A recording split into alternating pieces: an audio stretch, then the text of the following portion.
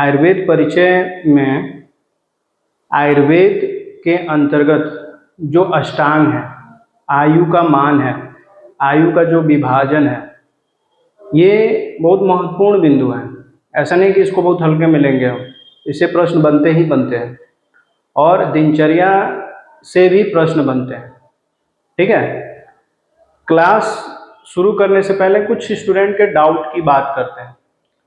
कई स्टूडेंट्स के डाउट्स हैं, वो ये कह रहे हैं कि सर आपने अष्टांग आयुर्वेद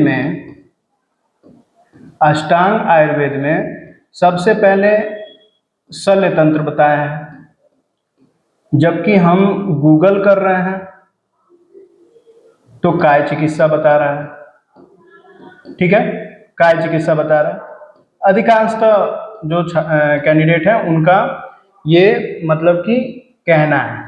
ठीक है, तो उन कैंडिडेट के लिए बता दें कि गूगल पे अगर आप आयुर्वेद से रिलेटेड जो तथ्य हैं अगर आप सर्च करते हो तो ज़्यादातर आपको उसमें भ्रांतियां नजर आएंगी, ज़्यादातर गलतियां दिखेंगी, त्रुटियां दिखेंगी। ठीक है, क्योंकि वहां पे कोई साक्ष्य, कोई प्रमाण नहीं होता है किसी चीज को देने का। आपके डाउट को हम क्लियर करने का प्रयास करते हैं। शुरू में ही जब अष्टांग आयुर्वेद बताया जा रहा था, क्या बताया जा रहा था? अष्टांग आयुर्वेद। तो इसमें शुरू में ही हमने कहा था कि अष्टांग आयुर्वेद की जो बात यहाँ पे कही जा रही है, यह सुश्रुत संहिता से कही जा रही है। किसे कहा जा रहा है? सुश्रुत संहिता, सूत्र स्थान, सुश्रुत संहिता सूत्र स्थान में ये उल्लेख मिल रहा है, जिसमें आचार्य सुश्रुत ने सबसे पहले शल्य तंत्र को रखा है। किसको रखा है? शल्य तंत्र को रखा है। अब देखिए, जितने भी आचार्य हैं, जितने भी आचार्य, सुश्रुत हो गए, आचार्य चरक हो गए, बागभट्ट हो गए, काश्यप हो गए, तो जो आचार्य जिस भी विशेष क्षेत्र का जानकार उस समय था, उन्होंने अपने क्षेत्र को ज्यादा तवज्जो दी है और उस हिसाब से उन्होंने अपने जो अष्टांग का जो विभाग है, जिसके वो महारथी हैं, उसको प्रथम पे रखा है। आ रहा समझ में? तो इस हिसाब से अगर कहा जाए तो सुश्रुत संहिता में सूत्र स्थान में ये उल्लेख है। आचार्य सुश्रुत कहते हैं कि इसमें अंग प्रत्यंगों को संधान कर्म के द्वारा, सर्जरी के द्वारा जोड़ा जाता है, जो कि किसी चिकित्सा में नहीं होता है। इसलिए इसमें बहुत सारी चीजें स्पेसिफिक होती हैं, विशेषता विशिष्ट होती हैं, इसलिए यह प्रथम पे रहेगा। आ रहा समझ में? उसी तरह से आचार्य चरक जो है, ये औषधि के जानकार थे, तो इन्होंने अपनी संहिता में काय चिकित्सा को पहले रख दिया। काय चिकित्सा को इन्होंने माना कि अष्टांग आयुर्वेद में सबसे महत्वपूर्ण क्या है? काय चिकित्सा है। और बागभट्ट भी यही मानते हैं, बागभट्ट का भी मानना यही है कि काय चिकित्सा प्रथम स्थान पे है, जबकि काश्यप संहिता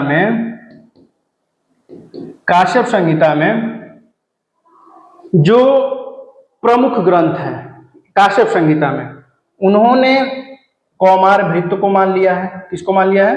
कौमार भृत्य को, क्योंकि जो आचार्य काश्यप थे वो कौमार भृत्य के विभाग पे कार्य करते थे, कौमार भृत्य के जानकार थे।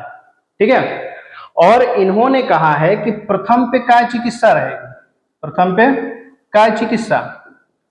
ठीक है, तो प्रथम पे काय चिकित्सा आचार्य मानते हैं, लेकिन जहां पे आचार्य के अंतर्गत बताया गया कि शल्य तंत्र प्रथम पे है, तो वो आचार्य सुश्रुत भी कह रहे हैं और कई टीकाकारों का भी ये मानना है।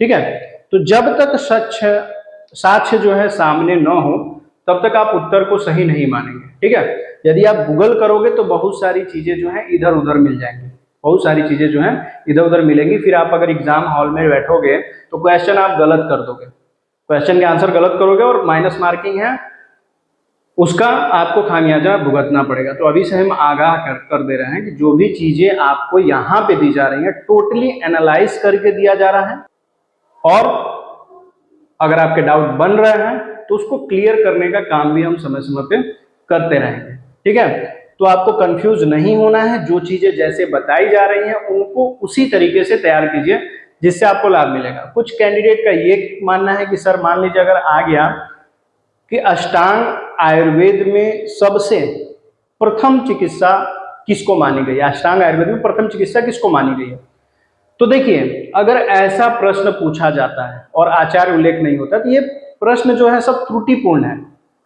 आचार्य उल्लेख नहीं है तो त्रुटिपूर्ण है, क्योंकि अगर उस ऑप्शन में काय चिकित्सा भी दे देता है, शल्य तंत्र भी दे देता है, कौमार वृत्त भी दे देता है, शालाक्य भी दे देता है, तो फिर देखिए यहाँ पे दो चीजों पे असमंजस हो जाता है, क्योंकि अधिकांश आचार्यों ने शल्य और काय को ही कहा है।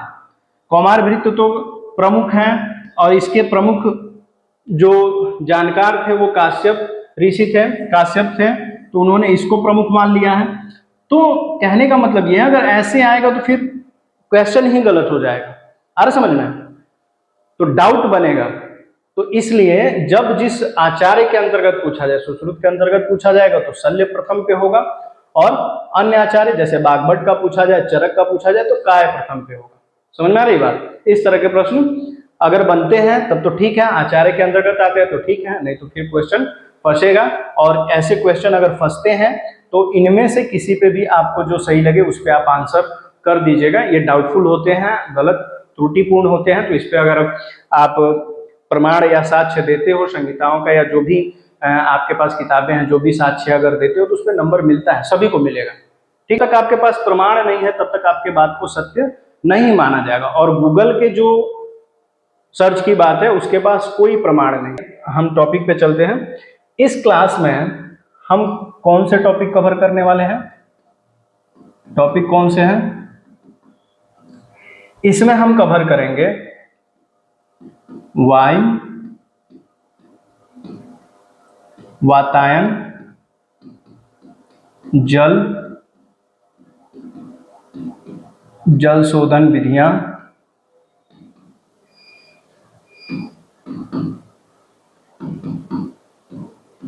आदि। इसमें और भी टॉपिक है, क्या है, जिसमें आहार भी है, ब्रह्मचर्य है,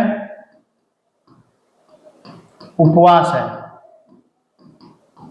ठीक है, ये अगली क्लास में देखा जाएगा। इतना ही टॉपिक थोड़ा ब्रॉड हो जा रहा है क्योंकि कुछ चीजें ऐसी हैं जो पिछली क्लासों में नहीं बताई गई हैं, उसको हम यहाँ पे कवर कर लेंगे। ठीक है, तो सबसे पहले हम लेकर के चलेंगे वायु को। वायु यानी कि एयर, हवा। अगर आधुनिक के हिसाब से बात की जाए, आधुनिक के हिसाब से अगर बात की जाए तो वायु क्या है? विभिन्न प्रकार की गैसों का मिश्रण है। क्या है? वायु विभिन्न गैसों का मिश्रण है। अब गैसों के अतिरिक्त इसमें अन्य भी चीजें मिश्रित होती हैं, जैसे धूल, धुआं, जीवाणु, ठीक है, अन्य कण आदि। प्रदूषित कण भी इसमें मिश्रित होते हैं, वाष्प के कण भी होते हैं, जल के भी कण होते हैं। तो ये सारी चीजें मिक्स होती हैं। तो वायु एक तरह से पूरी तरह से अगर हम कहें तो ये एक मिश्रण है। क्या है? मिश्रण है। और आधुनिक के आधार पे अगर देखा जाए, आधुनिकता के आधार पे, तो इसमें वायु संगठन की बात आती है। वायु संगठन, ठीक है। तो आपने अभी तक, आज तक यही पढ़ा होगा कि हवा में ऑक्सीजन का परसेंटेज, ऑक्सीजन कितना प्रतिशत है? 21%। यही सामान्यतः कहा जाता है। नाइट्रोजन 78% है। और carbon dioxide, carbon dioxide, carbon dioxide 0.03%। ठीक है, O2, N2 और CO2। इस तरह से मतलब ऑक्सीजन 21% है, नाइट्रोजन 78% है और कार्बन डाइऑक्साइड 0.03% है। ठीक है, अगर यहां पे जोड़ दिया जाए पूरा प्रतिशत तो कितना हो जा रहा है?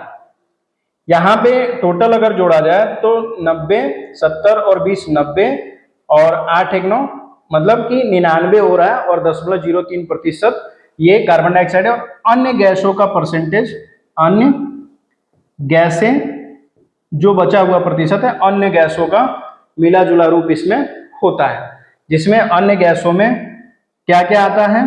अन्य गैसों में आता है helium, helium neon, helium neon, argon, krypton, जेनान।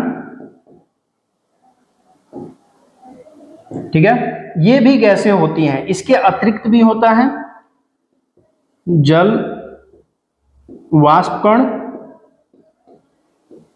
धूल, धुआं, जीवाणु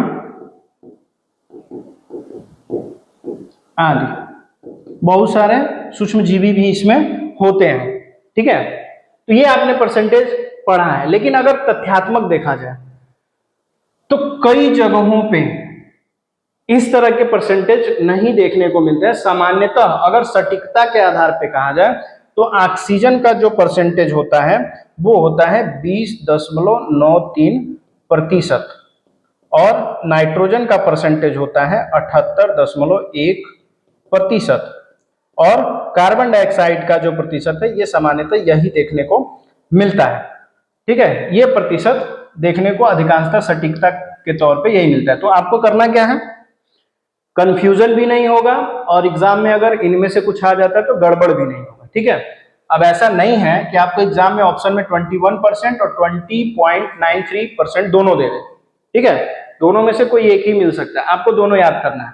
ज्यादातर परीक्षाओं में यही ऑप्शन होते हैं, लेकिन ये ना दे करके इनमें से भी अगर पूछता है तो आपको ये चीजें याद होनी चाहिए। आ रहा समझ में? बाकी हीलियम, नियान, आर्गन, क्रिप्टॉन, जेनान, जलवाष्पकण, धूल, धुआं, अन्य सूक्ष्मजीवी जो होते हैं ये भी वायु में मौजूद होते हैं। और आपको बता दें कि जो प्राण वायु है, प्राण वायु, प्राण वायु जिसे हम क्या कहते हैं, ऑक्सीजन कह रहे हैं। प्राण वायु क्या है? ऑक्सीजन। यही जीवनदायिनी गैस है जिस पे पूरे प्राणी निर्भर है। आ रहा समझ में? और इस प्राण वायु का पृथ्वी पे सबसे बड़ा स्रोत जो है कौन है? समुद्री जो पौधे हैं, शैवाल हैं, वो इसका एक बहुत बड़ा स्रोत है। मतलब कि स्थल पे जो वृक्ष हैं उससे ज्यादा बड़ा स्रोत ऑक्सीजन का समुद्र के भीतर रहने वाले जलीय पौधे हैं, शैवाल हैं, जो कि बहुत ज्यादा मात्रा में ऑक्सीजन उत्पन्न करते हैं। समझ में आ रही बात?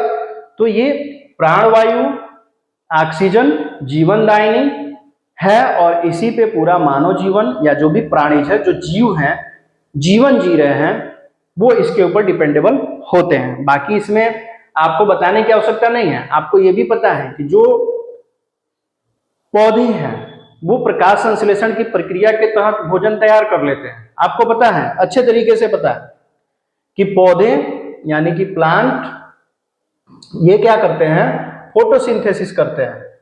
फोटोसिंथेसिस, ये फोटोसिंथेसिस करते हैं यानी कि प्रकाश संश्लेषण करते हैं।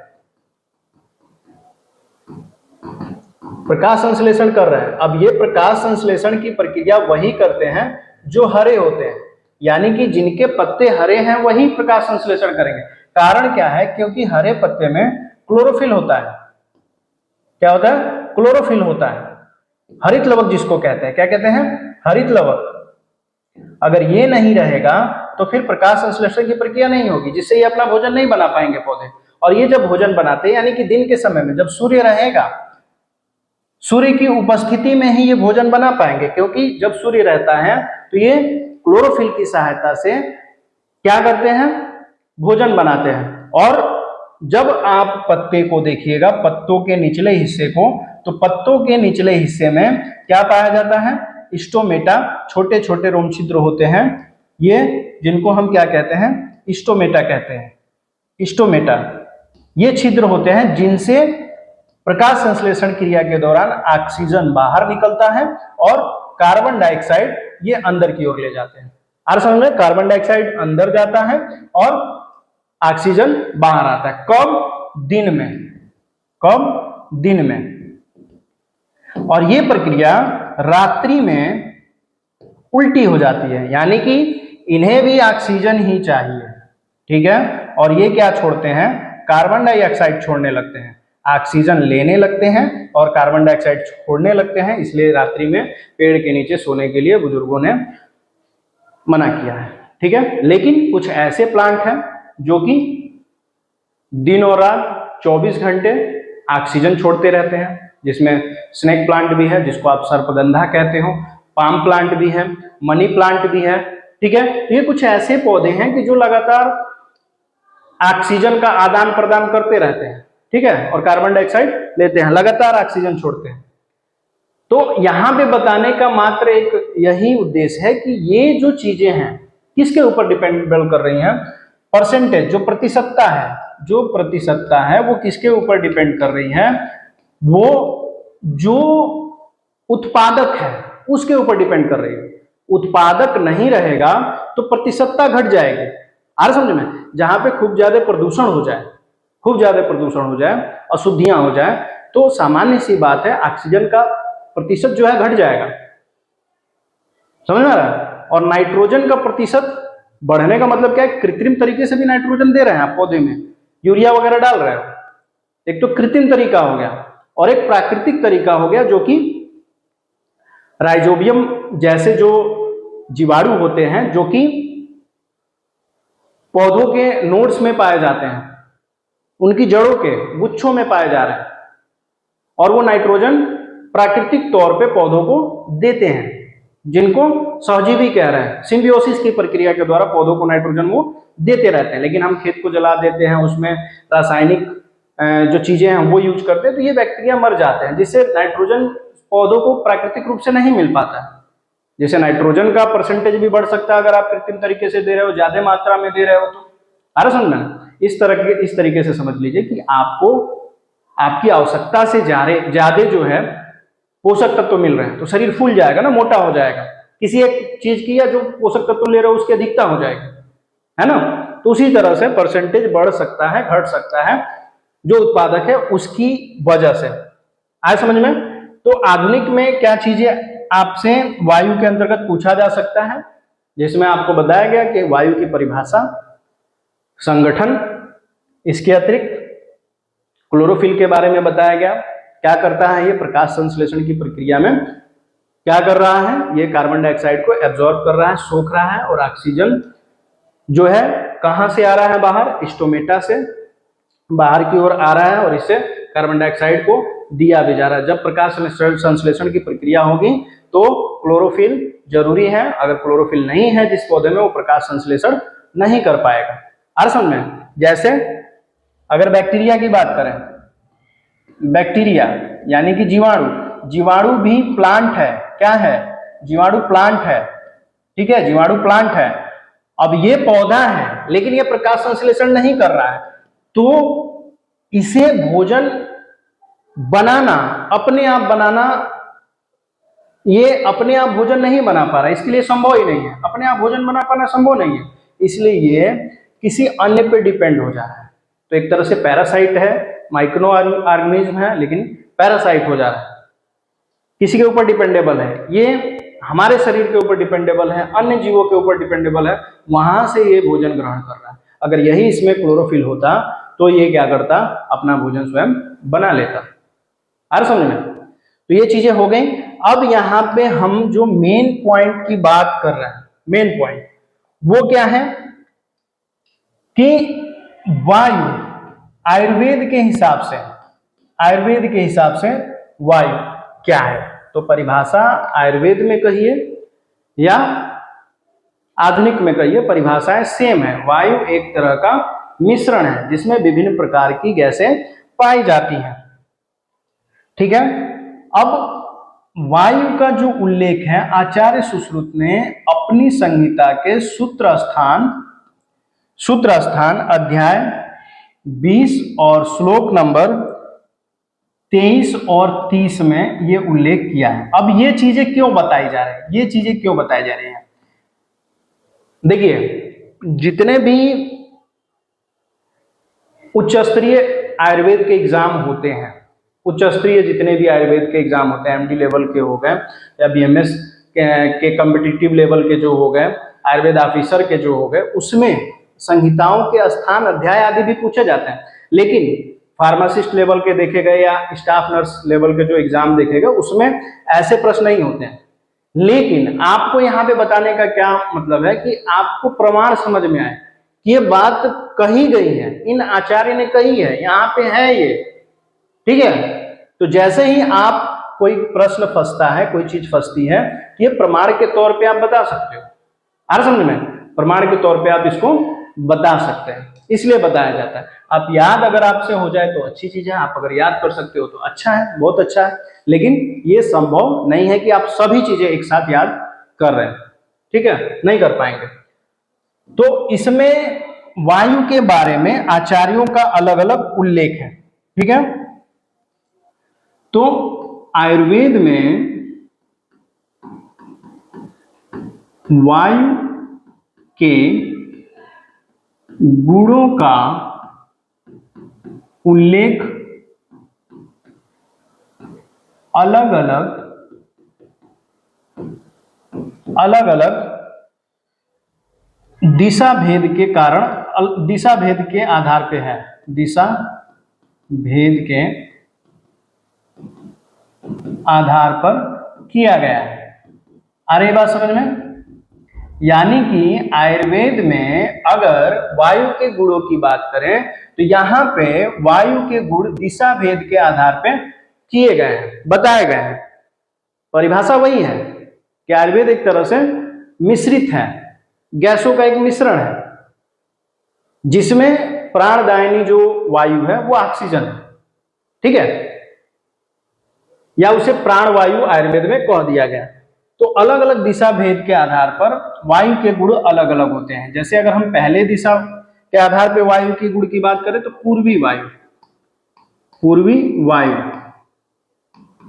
पूर्वी वायु जिसे पूर्वा भी, हमारे यूपी में पूर्वा भी कहा जाता है, पूर्वा हवा। तो लोग सामान्यतः आपने सुना होगा, जो बूढ़े बुजुर्ग होंगे या आपको भी पता होगा कि पूर्वा में पुराना से पुराना दर्द है, पुराना दर्द है तो उभर जाता है, दर्द बढ़ जाता है, कभी चोट लगा हुआ है तो वो होने लगता है। तो पूर्वा हवा को यानी कि पूर्वी वायु को शरीर के लिए अच्छा नहीं माना गया है। ये ज्यादा हमारे शरीर के लिए स्वास्थ्यकर नहीं होता, नुकसान पहुंचाता है। तो उस आधार पर अगर देखा जाए तो ये अवगुण ही है, लेकिन एक तरह से इसमें गुण भी है। क्या? मधुर, ये मधुर होता है, स्निग्ध होता है, यानी कि ये अवशोषक नहीं है, शरीर से नमी नहीं सोखता है, स्निग्ध होता है, लवण है, और ये गुरु भी होता है, भारी हवा है, गुरु है। ठीक है। और दाहजनक है। क्या है? दाहजनक, मतलब कि शरीर में दाह उत्पन्न कर देता है। क्या उत्पन्न करता है? दाह उत्पन्न करता है, गर्मी उत्पन्न करता है। और जब दाह उत्पन्न करेगा तो सामान्य सी बात है कि ये रक्त पित्त वर्धक है, रक्त पित्त वर्धक है।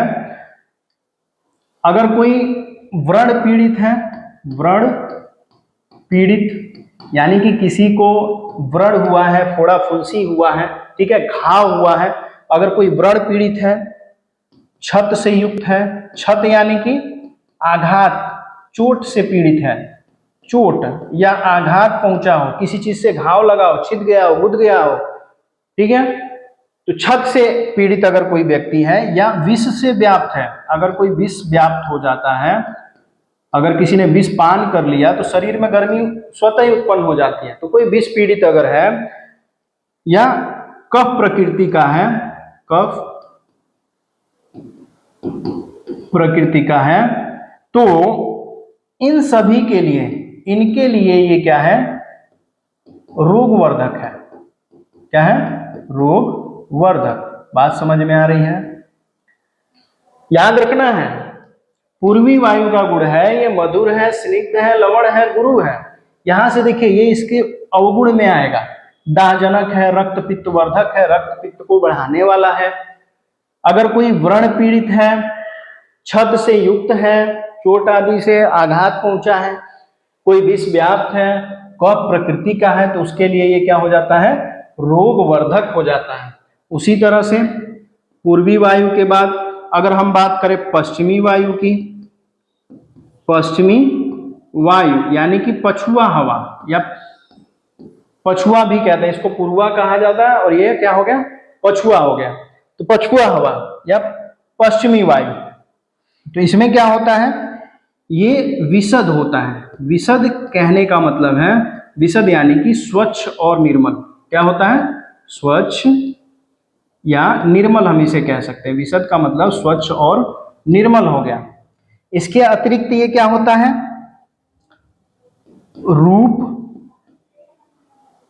रूप कह रहे हैं, स्वच्छ निर्मल होता है, रूप नहीं, रुच्छ, रुच्छ होता है। परुष, परुष का मतलब क्या हो गया, खुरदुरा, खुरदुरा, खुरदुरा यानी कि एक तरह से हम कह सकते हैं ये शरीर पे स्पर्श अगर करे ना, शरीर पे अगर स्पर्श होता है तो थोड़ा सा ठोस प्रतीत होता है। ठीक है, शरीर पे थोड़ा सा ठोस प्रतीत होता है, इसलिए यह क्या है, परुष प्रकृति का है। खर है, खर इसका गुण है। इसके अतिरिक्त ये क्या करता है, स्नेह और क्या है, बल नाशक है। क्या है, बल नाशक एवं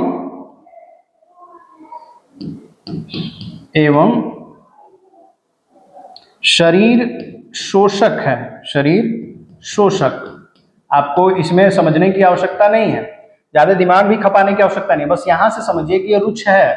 तो रुच्छ है यानी कि इसमें नमी की कमी है, नमी की कमी है तो पौरुषता, इसमें पौरुषता दिख रही है। नमी की कमी होगी तो खुरदरापन होगा, खर होगा, शरीर से नमी को सोखेगा, तो जब सोखेगा तो स्नेह और ये बल का नाश करेगा, शरीर से स्नेह और बल का नाश करेगा।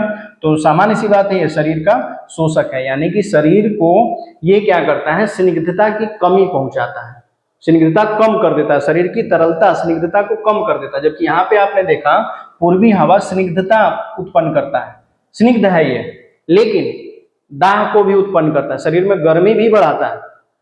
आ रहा समझ में? तो मिला जुला के अगर देखा जाए तो ये दोनों हवा, पूर्वी हवा और पछुआ हवा, पश्चिमी हवा, दोनों अगर देखा जाए तो शरीर के लिए लाभदायक नहीं है, शरीर के लिए हानिकारक है। उसी क्रम में अगर आगे चलेंगे तो अगली जो वायु है वो है उत्तरी वायु। उत्तरी वायु, ये वायु क्या है, इसका गुण क्या है, तो उत्तरी वायु स्निग्ध होता है। कैसा होता है, स्निग्ध, मधु, स्निग्ध, मधु, मृदु। इसके अतिरिक्त कषाय रसयुक्त, कषाय रसयुक्त, कषाय रसयुक्त होता है, शीत होता है, तथा दोषों को प्रकुपित करने वाला होता है। क्या करता है, दोषों को प्रकुपित करने वाला, दोषों को प्रकुपित करने वाला होता है। इसके अतिरिक्त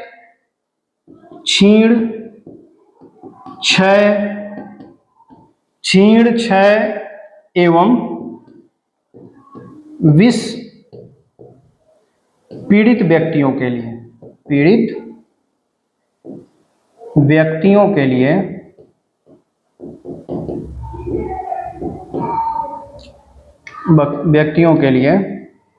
लाभकारी होता है। ठीक है। अब क्यों लाभकारी होता है ये भी चीज समझ लेते हैं, क्यों लाभकारी होता है।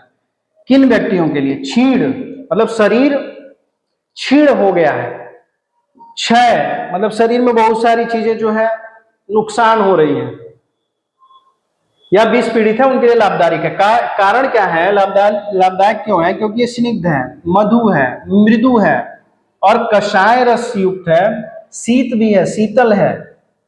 लेकिन एक चीज ये है कि इसमें दोषों को प्रकोपित करने का भी गुण होता है, दोष को बढ़ा भी सकता है। लेकिन जो इन रोगों से पीड़ित है, इनसे पीड़ित है, उनके लिए लाभदायक भी होता है। ठीक है, ये उत्तरी वायु का गुण हो गया। तो वायु के बारे में समझ में आया, पूर्वी वायु, पश्चिमी वायु, उत्तरी वायु।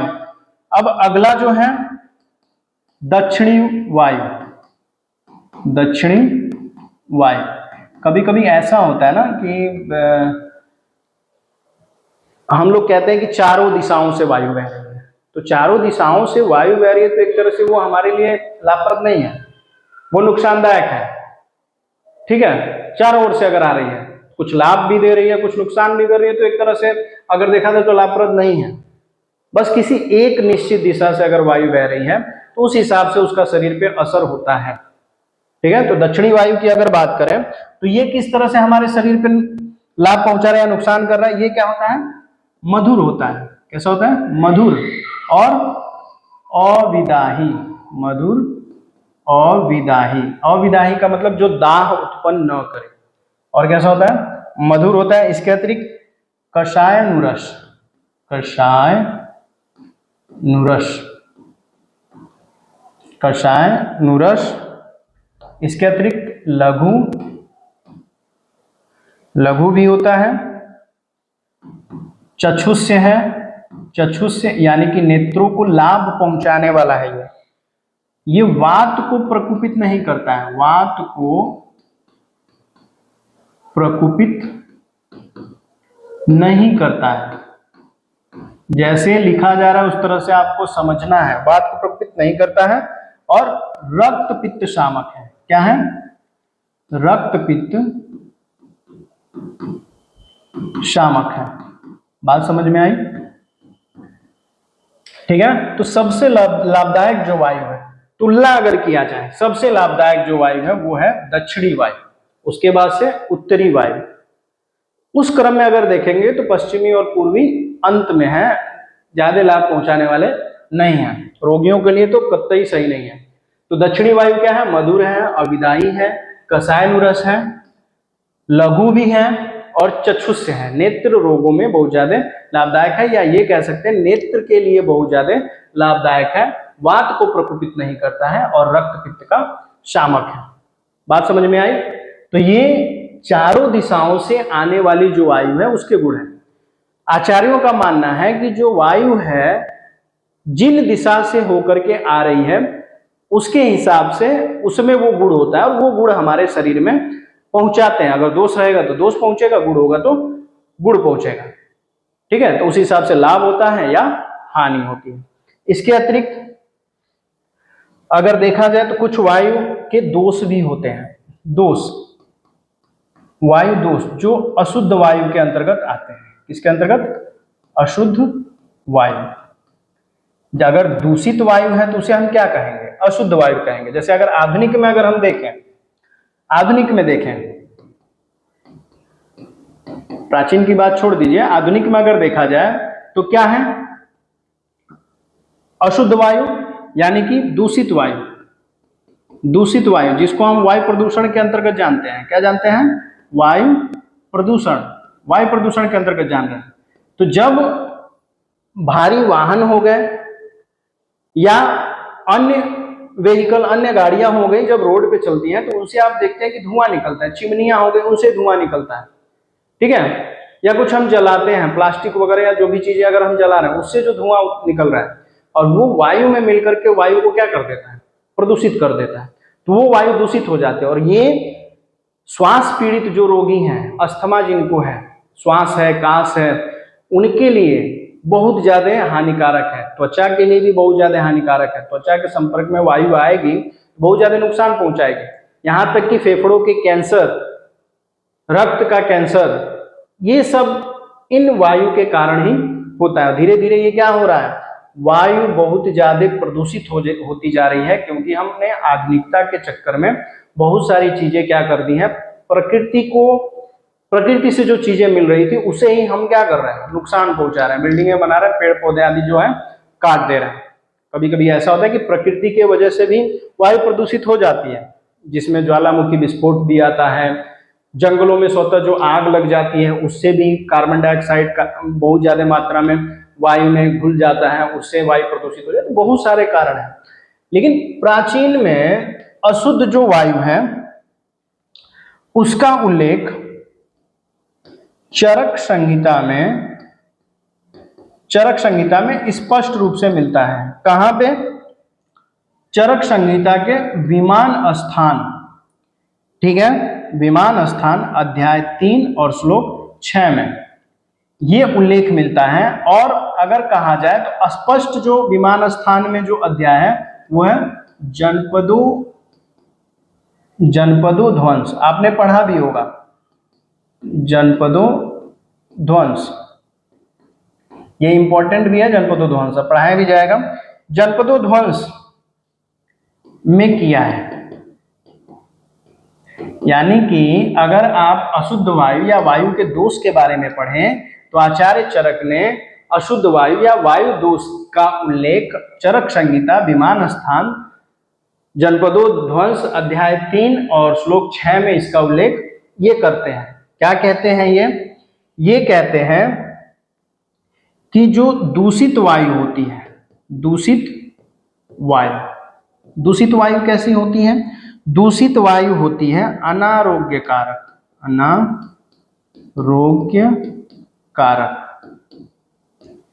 मतलब कि अनारोग्य कारक का मतलब रोग शरीर में उत्पन्न करने वाला, आरोग्य बोला जाता तो स्वास्थ्य लाभ पहुंचाने वाला, अनारोग्य कारक यानी कि शरीर में रोग उत्पन्न करने वाला।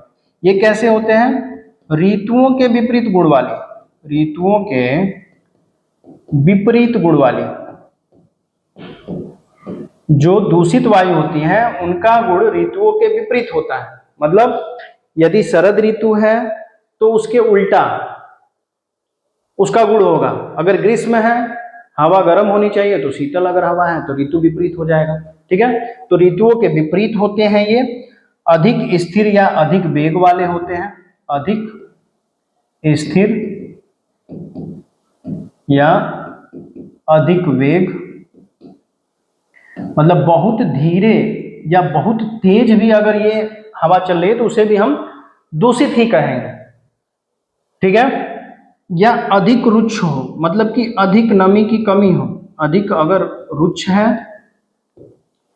या अधिक डरावनी यानी कि कभी कभी ऐसा होता है कि आंधी तूफान आता है तो हवा जो है आवाज करते हुए, शोर करते हुए बहती है, क्योंकि रास्ते में जो भी चीजें मिलती हैं उनसे टकराते हुए जाती है तो वायु में ध्वनि उत्पन्न होती है, बहुत ज्यादा ध्वनि उत्पन्न होती है। तो अधिक रुक्ष, अधिक डरावनी, धूल और धूम युक्त होती है, धूल धूम युक्त, यानी कि जो दूषित वायु है उसको आचार्य चरक कहते हैं कि वो अनारोग्य कारक होता है, यानी कि अस्वास्थ्यकर होता है, स्वास्थ्य लाभ नहीं देता है, ऋतुओं के विपरीत गुण वाली होती है, अधिक स्थिर होती है, अधिक वेग में होती है, अधिक रुक्ष होती है, यानी कि बहुत ज्यादा नमी की कमी में होती है, अधिक डरावनी होती है, धूल और धुएं से युक्त होती है। यह आपको इम्पोर्टेंट है, थोड़ा सा इस पे ध्यान देंगे विशेषकर।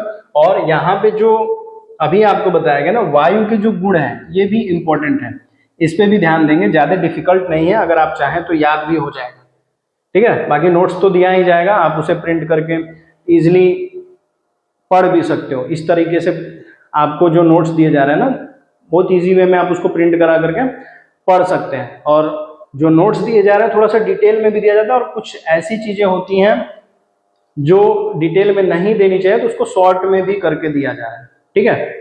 तो इस तरीके से आप इसको कवर कर सकते हैं। इसके अंतर्गत अगर देखा जाए, जब अशुद्ध वायु के बारे में आपने जाना तो आपको पहले ही बताया गया कि अशुद्ध वायु से अनारोग्यता आती है, अस्वास्थ्य होता है, बीमारी होती है। तो इससे जो रोग होते हैं वो कौन कौन से हैं, अशुद्ध वायुजन्य रोग, अशुद्ध वायुजन्य रोग, यानी कि जो अशुद्ध वायु है, दूषित वायु है, उससे कौन से रोग होते हैं। तो आचार्यों का कहना है कि इससे होता है काश, काश यानी कि जो खांसी जिसको हम कह रहे हैं। इससे एक और रोग होता है जिसे हम प्रतिस्याय कहते हैं। प्रतिस्याय, आपने ये शब्द कई बार सुना होगा, प्रतिस्याय। प्रतिस्याय कैसा रोग है? प्रतिस्याय रोग ऐसा है जो नासागत रोग है। कैसा है? नासागत रोग, यानी कि नासा प्रभावित होती है इससे। हमारे नाक जो है, नाक से संबंधित जो अंग प्रत्यंग है वो प्रभावित होते हैं। इसमें होता क्या है, नाक से अस्त्राव होता रहता है, छींक आती है, नाक से अस्त्राव हो रहा है, छींक आ रही है, नाक बंद हो जा रहा है, नाक बंद हो जा रहा है, और सिरोगत भारीपन, यानी कि जो प्रतिस्याय रोग है, प्रतिस्याय, ये नासागत रोग है। इसमें क्या होता है, नाक से स्राव भी लगातार, नाक लगातार बह रही है, छींक आ रही है, बंद हो जा रही है, सिरोगत, सिर हमेशा भारी रह रहा है। तो ऐसे रोग लक्षण जिसमें हो रहे हैं उसी रोग को हम प्रतिस्याय कहते हैं। और ये अशुद्ध वायु के कारण होता है। किसके कारण होता है? अशुद्ध वायु के कारण। इस रोग को सामान्यतः आधुनिक में हम क्या कह देते हैं? आधुनिक में इस रोग को कहा जाता है राइनिटिस। क्या कहा जा रहा है? राइनिटिस, यानी कि नासाशोथ कह सकते हैं, नासाशोथ, या हम ये कह सकते हैं कि नासाशोथ और कॉमन कोल्ड, कॉमन कोल्ड यानी कि जुखाम, कॉमन कोल्ड और राइनिटिस, नासाशोथ, ये सभी क्या है, इसके समरूप हैं, यानी इससे मिलते जुलते रोग हैं। अगर हम नासाशोथ या जुकाम अगर कहें प्रतिस्याय को तो ये गलत नहीं होगा। इसी की तरह मिलते जुलते रोग ये जो है हैं प्रतिस्याय। समझ में आया प्रतिस्याय? इसके अतिरिक्त अगर देखा जाए तो कह सकते हैं सिरशूल, मतलब कि सिर का जो दर्द है, सिरशूल एवं नेत्र रोग, नेत्र रोग इसके कारण हो जाते हैं। अन्य भी रोग हैं जो अशुद्ध वायु के कारण होता है, या जो अशुद्ध वायु में जो रहते हैं उनको ये रोग हो जाता है। ठीक है, तो प्राचीन में इस तरह से आचार्यों ने बताया कि इस तरह से रोग जो है नासागत रोग होते हैं, या अशुद्ध वायु में अगर हम रह रहे हैं तो विभिन्न प्रकार के अलग अलग रोग हो जाते हैं। यहाँ पे आप प्रतिस्याय को ध्यान दीजिएगा, ताकि अगर पूछा भी जाए प्रतिस्याय लिख करके उसका अर्थ नीचे अगर ऑप्शन में मिलता भी है तो अगर आप याद रखे हो तो उसका आंसर दे सकते हो। ठीक है, आगे इसमें हम क्या करेंगे? वायु शोधन। क्या है? वायु शोधन। जब वायु दूषित है, जब वायु दूषित है तो इस दूषित वायु को शुद्ध करने की प्रक्रिया हमारे पास होनी चाहिए, क्योंकि कारण यह है कि प्रदूषण तो होगा ही। अब प्रदूषण होगा तो उस प्रदूषण से बचने का उपाय क्या है? आधुनिक में अगर देखें, इस समय वर्तमान में, तो वर्तमान में क्या है, हम प्रदूषण खुद फैला रहे हैं। कारण क्या है? हम वृक्षों को काट रहे हैं, डिफोरेस्टेशन कर रहे हैं, वन कटाव हो रहा है ज्यादा मात्रा में। रोडों के जो सड़कें हैं उनके चौड़ीकरण के लिए हम ज्यादा से ज्यादा वृक्ष काट रहे हैं, पेड़ काट रहे हैं। अब उसके वजह से क्या हो रहा है? पेड़ों की कमी हो रही है तो कार्बन की मात्रा सामान्यतः बढ़ रही है। तो हम क्या कहते हैं? कहते हैं कि मास्क लगाइए, कहीं अगर बाहर जा रहा है तो मास्क का प्रयोग कीजिए। अब मास्क का प्रयोग अस्थायी प्रयोग तो है नहीं, इसके अतिरिक्त एयर प्यूरिफायर लगाने की बात की जा रही है, वृक्ष लगाने की बात की जा रही है। ठीक है, वृक्ष लगाने की बात, एक तो काटो और फिर साथ में लगाओ। 100 साल पुराना, 50 साल पुराना, 10 साल पुराना आप पेड़ काट देते हो और वहां पे ले जाकर के पौधा बो देते हो, तो क्या इससे जो वर्तमान स्थिति है उससे हम निपट जाएंगे? उससे हम निपट सकते हैं? नहीं हो सकता। तो वायु में अशुद्धियां हैं, तो उसके लिए हम घर में एयर प्यूरिफायर लगा ले तो उससे हम इसको सॉल्व कर लेंगे? नहीं, सब कोई एयर प्यूरिफायर नहीं लगा सकता है। आ रहा समझ में? एकमात्र ये चीज बच जाती है कि बाहर अगर जाएंगे तो मास्क लगा के जाए, वो भी N95 मास्क जो है, N95 मास्क जो कि दोहरी परत की होती है, जो सूक्ष्म जीवियों को भी रोकती है, उसको अगर लगा के जाए। लेकिन बहुत सारे लोग ऐसे हैं कि दिक्कत है, दम घुटने लगता है मास्क लगाने से, तो ये भी समस्या है। तो एकमात्र यही समस्या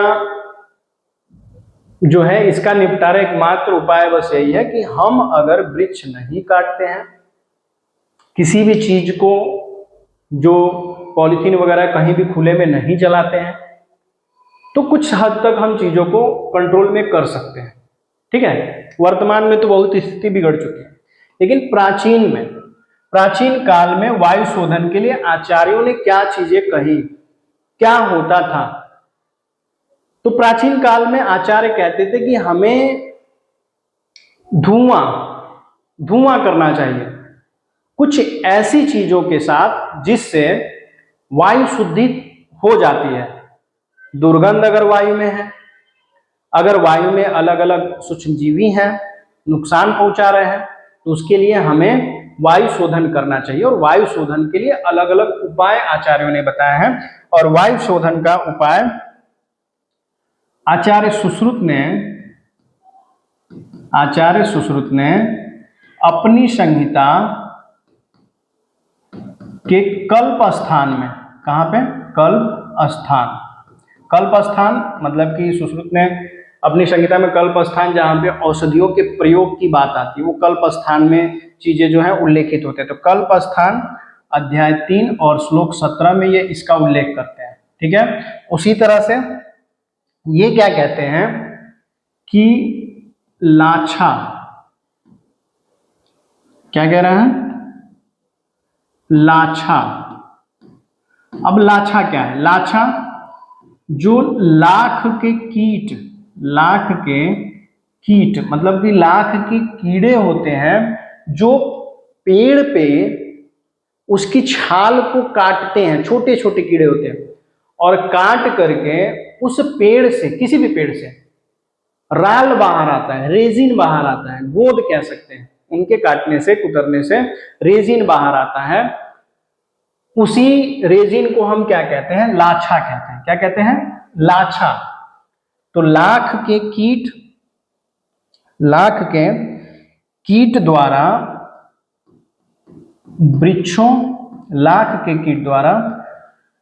वृक्षों की टहनियों पर स्त्रावित राल, वृक्षों की टहनियों पर स्त्रावित राल यानी कि रेजिन, वही जो है लाछा है। लाछा समझ में आया? इस लाछा का प्रयोग, इसके अतिरिक्त हरिद्रा को हल्दी कहा जाता है, सामान्यतः हल्दी नाम से हम जानते हैं। लाछा, हरिद्रा, अतिविसा को सामान्य अतीश भी कहा जाता है। अतीश को आप पुरानी क्लास में जाओगे, जो पहले क्लासेस दी गई हैं आपको ऐप पे, वहां पे देखेंगे तो अतीश के बारे में आपको बताया भी गया है, उसका चित्र भी आपको दिखाया गया है। ठीक है, तो अतिविसा जिसको अतीश भी कहा जाता है, इसे शुक्ल कंदा भी कहते हैं। क्या कहते हैं? शुक्ल कंदा। और इसका जड़ ज्यादातर प्रयोग में लिया जाता है। शुष्क मूल, इसका जड़ कैसा होता है? इसका जड़ जो होता है सूखा हुआ जड़ ज्यादातर प्रयोग में लिया जाता है। इसको शुक्ल, ये लौ है, यहां पे बना लीजिएगा, शुक्ल कंदा। दूसरा नाम क्या है? अगर पर्याय के तौर पे अगर देखें तो ये पर्याय कह सकते हैं हम इसको, पर्यायवाची। किसका? अतीश का। अतिविसा भी पर्यायवाची ही है। तो शुक्ल कंदा भी इसको कहा जाता है, और इसका ज्यादातर जड़ ही प्रयोग में लिया जाता है। तो आचार्य क्या कह रहे हैं कि लाछा, हरिद्रा, अतिविसा, इसके अतिरिक्त क्या कह सकते हैं? हरितकी यानी कि हर्रे जिसको कहा जा रहा है। ठीक, मुस्ता को हम सामान्यतः नागर मोथा के नाम से जानते हैं। किससे नाम से जानते हैं? नागर मोथा, मोथा जो घास होती है उसी में जो बड़ी घास है, नागर मोथा, इसका भी हम जड़ ही प्रयोग में लेते हैं। कंद, कंद का उपयोग किया जाता है, कंद का उपयोग किया जाता है, किस लिए? औषधि तैयार करने के लिए भी, और यहाँ पे जो वायु शुद्धि करने की बात की जा रही है उसमें। ठीक है, आपको बता दें कि अतिविषा, अतिविषा अगर आपने अतिसार रोग सुना है, अतिसार डायरिया जिसको हम कह रहे हैं, अतिसार हो गया, वमन, ज्वर, अतिसार, वमन, ज्वर, बाल रोग, इसमें भी ये बहुत सारा लाभकारी है, बहुत ज्यादा लाभप्रद है ये। अतिविषा जो है, अतिसार, वमन, ज्वर, बाल रोग आदि में भी बहुत ज्यादा लाभप्रद है, बहुत लाभ पहुंचाता है। ठीक है, और इसको वायु शुद्धि में भी प्रयोग में लिया जाता है। ठीक है, मुस्ता, नागरमुथा जिसका कंद प्रयोग में लिया जाता है, इसका भी, इसको शुक्लकंदा कहा गया है, इसका भी कंद ही प्रयोग में लिया जाता है। इसके अतिरिक्त नागरमुथा के बाद आचार्यों ने क्या कहा है, इसके बाद से कहा है एला, एला यानी कि छोटी इलायची, छोटी इलायची, एला, कुष्ठ, कुष्ठ को सामान्यतः कूठ नाम से जानते हैं, किस नाम से जानते हैं? कूठ, या इसका एक और नाम है जिसको उग्रगंधा कहते हैं। उग्रगंधा इसलिए क्योंकि ये बहुत तीक्ष्ण गंध के साथ महकती है, बहुत तगड़ी गंध होती है इसकी, इसलिए इसे कुष्ठ या कूठ कहा जाता है, या सामान्यतः इसको हम क्या कहते हैं? उग्रगंधा कहते हैं। अब इसलिए कुष्ठ नाम दिया गया क्योंकि ये कुष्ठ रोग में भी प्रयोग किया जाता है, कुष्ठ रोग, त्वचा रोग में भी बहुत ज्यादा प्रयोगी है, बहुत ज्यादा प्रयोग किया जाता है इसको त्वचा रोग के लिए, इसलिए कुष्ठ में प्रयोग करने के कारण भी इसका नाम कुष्ठ कह देते हैं, लेकिन सामान्यतः इसे कूठ नाम से जानते हैं, या इसको हम उग्रगंधा भी कहते हैं। ठीक है, उग्रगंधा भी कहते हैं। उसके बाद से प्रियंगु, प्रियंगु, अब देखिए प्रियंगु ज्यादातर संहिताओं में, आयुर्वेदिक ग्रंथों में प्रियंगु के लिए कोई सामान्य शब्द नहीं प्रयोग किया गया, ज्यादातर प्रियंगु ही कहा जाता है। लेकिन अगर हम बात करें तो कुछ राज्यों में इसे प्रियंगु को धैया भी कहा जाता है। क्या कहते हैं? धैया। जबकि यूपी में कई जगहों पर इसे, उत्तर प्रदेश में इसे कई जगह क्या कहा जाता है? बिरमोली, बिरमोली नाम से भी जाना जाता है। ठीक है, किसे? प्रियंगु को उत्तर प्रदेश में बिरमोली नाम से जाना जाता है, अन्य कई राज्यों में इसे धैया भी कहा जाता है। क्या कहते हैं? धैया कहते हैं। और इसका बीज और फल प्रयोग में लिया जाता है, बीज और फल का प्रयोग किया जाता है। तो जब हम वायु शुद्धि की बात करें तो फल का प्रयोग करते हैं, सूखे फल का प्रयोग किया जाता है।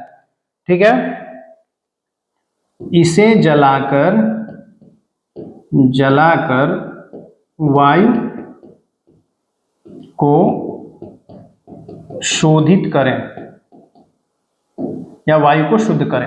ऐसा कौन कह रहा है? ऐसा आचार्य सुश्रुत कह रहे हैं। इन्होंने अपनी संगीता कल्पस्थान में कहा है कि अगर वायु दूषित हो जाती है, उसमें दुर्गंध आती है, उसकी प्रकृति सही नहीं है और वह विपरीत गुणों वाली है, अस्वास्थ्यकर है, तो उस वायु को शुद्ध करने के लिए, उसमें हमें शुद्धि करने के लिए लाछा, हरिद्रा, अतिविषा, हरितकी, मुस्ता, एला, कुष्ठ, प्रियंगु और प्रियंगु आदि को लेकर के एक साथ उसे जला करके धुआं करना है, और उस धुएं से हम वायु को शोधित कर सकते हैं। अगर सूक्ष्मजीवी भी हैं तो वायु शोधित हो जाएगा और ये वायु फिर से पहले जैसे निवास करने लायक हो जाएगी। ठीक है, तो वायु शोधन भी याद रखिएगा। ज्यादातर हमें यहाँ पे वायु शोधन करने के लिए जो सामग्री बताई जा रही है, जो औषध बताए गए, उन्हें नोट करना जरूरी है।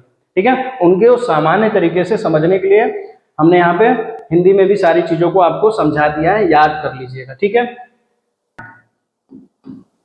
क्या आता है?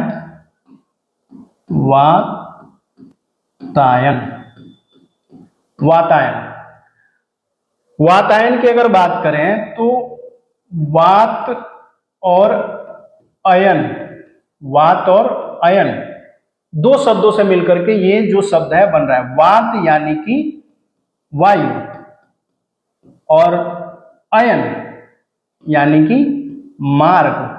वायु के संचरण के मार्ग को अगर सामान्य तरीके से कहें तो वायु संचरण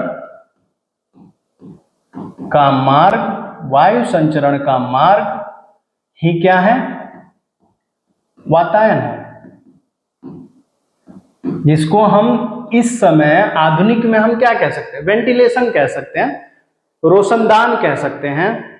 आ रहा समझ में?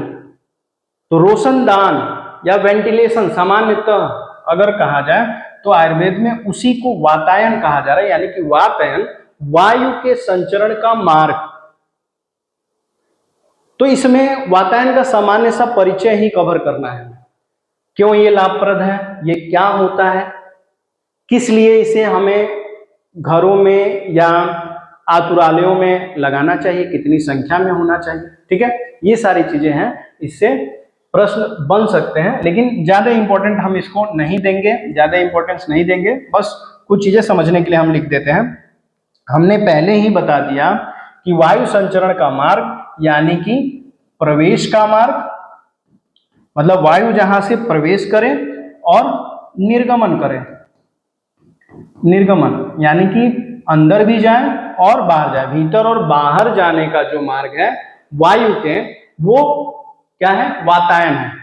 अब ऐसा नहीं है कि वातायन से रोशनी नहीं जाती है, सूर्य की रोशनी भी आ रही है, लेकिन तब भी हम इसे वातायन करें, क्योंकि ज्यादातर इसे वायु के आदान प्रदान करने के लिए ही इसको उसी दृष्टिकोण से प्रयोग में लिया जाता है, ठीक है। तो हम इसमें क्या चीजें कवर करेंगे?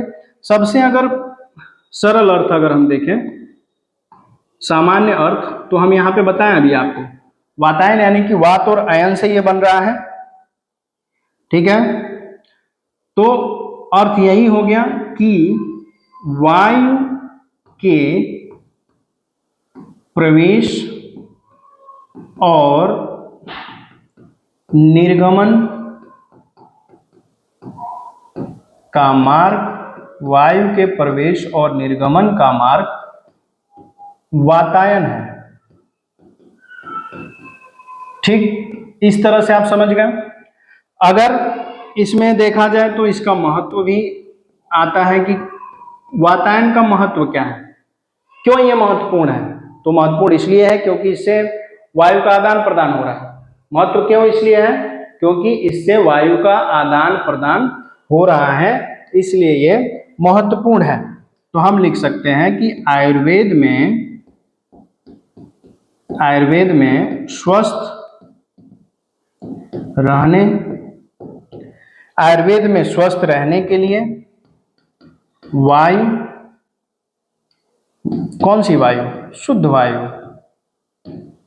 और जिसको हम प्राणवायु भी कह रहे हैं, शुद्ध प्राणवायु की आवश्यकता होती है। ये बस आयुर्वेद में ही नहीं, सभी जो चिकित्सा से जुड़े हुए, जो भी चिकित्सा पद्धति से जो भी जुड़ा हुआ है, वो ये मानता है कि स्वस्थ रहने के लिए वायु शुद्ध चाहिए, ठीक है। या थोड़ा सा भी ज्ञान है हमारे पास तो हम ये जानते हैं कि वायु कितना, शुद्ध वायु कितना हमारे लिए स्वास्थ्यकर होता है। तो प्राणवायु अत्यंत आवश्यक मानी गई है, अत्यंत आवश्यक माना गया है। समझ में आई बात? कि जो महत्व है वातायन का, इसलिए महत्व है क्योंकि आयुर्वेद में स्वस्थ रहने के लिए शुद्ध वायु यानी कि प्राणवायु का अत्यंत आवश्यक माना गया है। अगर प्राणवायु शुद्ध नहीं है या वायु में शुद्धता नहीं है, तो अगर हम उसे ले रहे हैं तो हमारा स्वास्थ्य खराब हो जाएगा, इसलिए वातायन का प्रयोग बताया गया। क्यों? क्योंकि यदि निवास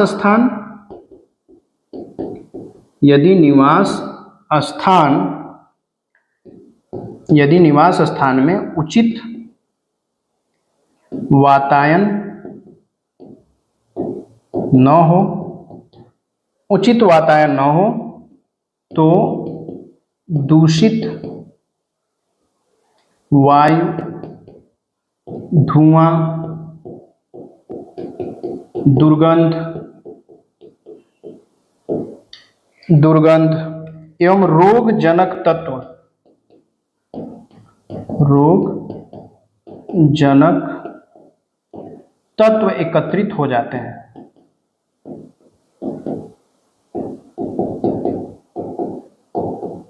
यानी कि अगर वातायन नहीं है, रोशनदान नहीं है, तो आप देखोगे कि घर में जहां पे हम रह रहे हैं, वातायन नहीं होने पे दूषित वायु, अगर गंदगी भी, दुर्गंध भी उत्पन्न हो रही है तो कमरे में ही रह जाएगी। ठीक है, अस्पताल में अगर है, वहां पे वातायन नहीं है, रोशनदान नहीं है, तो वो सारी चीजें वहीं पे रह जाएंगी। सूर्य की रोशनी वहां से नहीं आ रही, खिड़की नहीं है, तो सूर्य की रोशनी न रहने के कारण आर्द्रता, नमी भी कहीं है, तो वहां पे सूक्ष्म जीवी या कीड़े मकोड़े उत्पन्न हो जाते हैं। आ रहे समझ में? तो इससे ज्यादा समस्या हो सकती है, स्वास्थ्य लाभ नहीं प्राप्त होगा। ठीक है, इसी कारण आयुर्वेद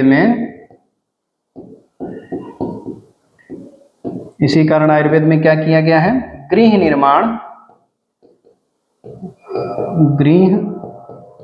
निर्माण एवं रोगी कक्ष, यानी कि जो पेशेंट वार्ड है, रोगी कक्ष है, वहां भी उचित वातायन पे विशेष बल दिया गया। उचित वातायन पर विशेष बल दिया गया है। जबकि आज के समय में देखिए, आईसीयू हो गया या अन्य जो वीआईपी वार्ड हो गया, जहाँ पे जिनके पास पैसा है वो एडमिट होते हैं, तो आपने देखा होगा वहाँ पे एसी लग गया है। अब एसी क्या है? आपको ज्यादा स्वास्थ्य लाभ प्रदान कर पाएगा? नहीं, उसका चार्ज आपको अलग से देना है, फीस आपसे ज्यादा ली जा रही है, उस कमरे का आपसे ज्यादा शुल्क लिया जा रहा है। और जबकि स्वास्थ्य की दृष्टि से देखा जाए, स्वास्थ्य की दृष्टिकोण से देखा जाए तो यह हमारे लिए लाभप्रद नहीं है। लेकिन अस्पतालों में एयर कंडीशन कमरे मिल रहे हैं, किस लिए? कि उससे आपको स्वास्थ्य लाभ प्राप्त होगा। लेकिन आप अपनी मानसिकता देखिए कि क्या उससे लाभ प्राप्त होगा? नहीं होगा। लेकिन हम पैसे खर्च कर रहे हैं उस कमरे में रहने के लिए, जो सही में हमें स्वास्थ्य लाभ नहीं पहुंचा सकता है।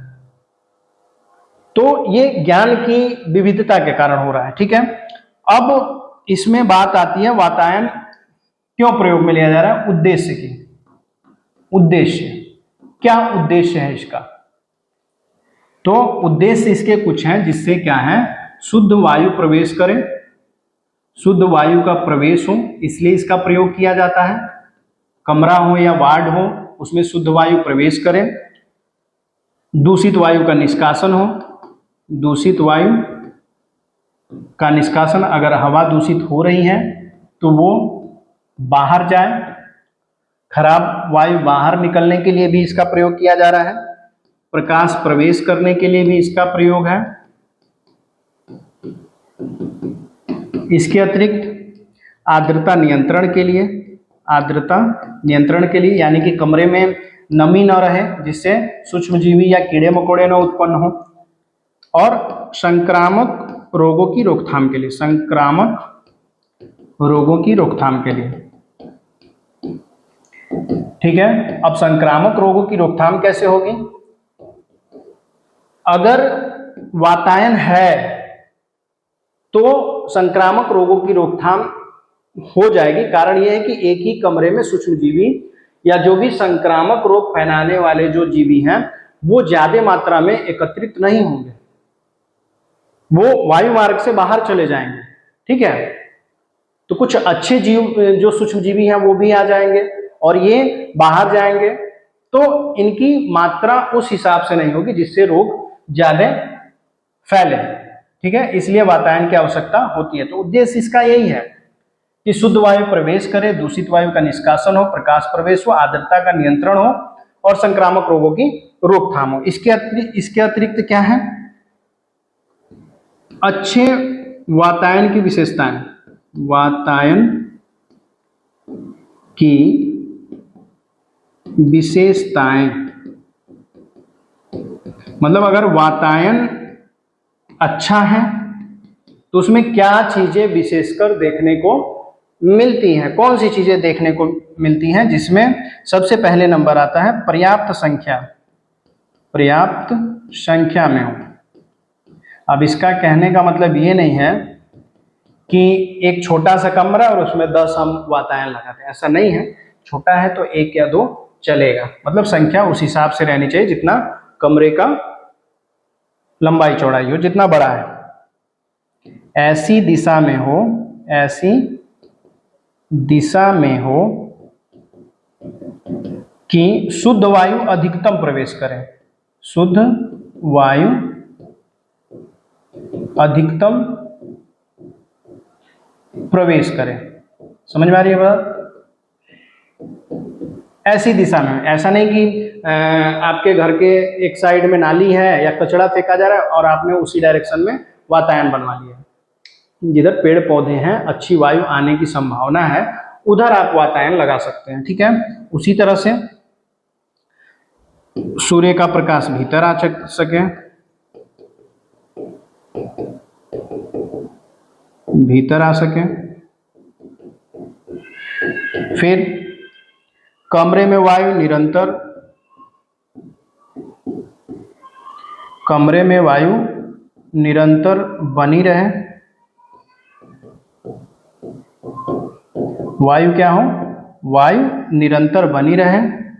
इसके अतिरिक्त धूल, धुआं, धूल, धुआं, दुर्गंध जमाव ना हो, ठीक है। इसलिए ये ज्यादा महत्वपूर्ण हो जाता है, वातायन इसलिए महत्वपूर्ण हो जाता है, ठीक है। वातायन में हमने बताया कि ज्यादा इंपॉर्टेंट नहीं है, लेकिन फिर भी आप कवर कर लीजिए। अगर इससे प्रश्न बनता है तो आप आंसर निश्चित तौर पे दो लोगे, अच्छे तरीके से आप आंसर दे सकते हैं। तो वातायन क्या बताएगा कि ऐसा मार्ग जो कि वायु संचरण के लिए है, वायु के आदान प्रदान के लिए है, और आयुर्वेद में स्वस्थ रहने के लिए जब शुद्ध वायु की बात की जाती है तो वातायन का भी महत्व बढ़ जाता है। कारण यह है कि वातायन एक ऐसा माध्यम है जिससे कमरे में या रोगी कक्ष में वायु का आदान प्रदान जो है अच्छे तरीके से हो सकता है। इसका हमने आपको उद्देश्य भी बताया और महत्व भी बताया, ठीक है। अब जो वायु से रिलेटेड जो चीजें हैं, ठीक है, वायु से रिलेटेड जो चीजें हैं उसमें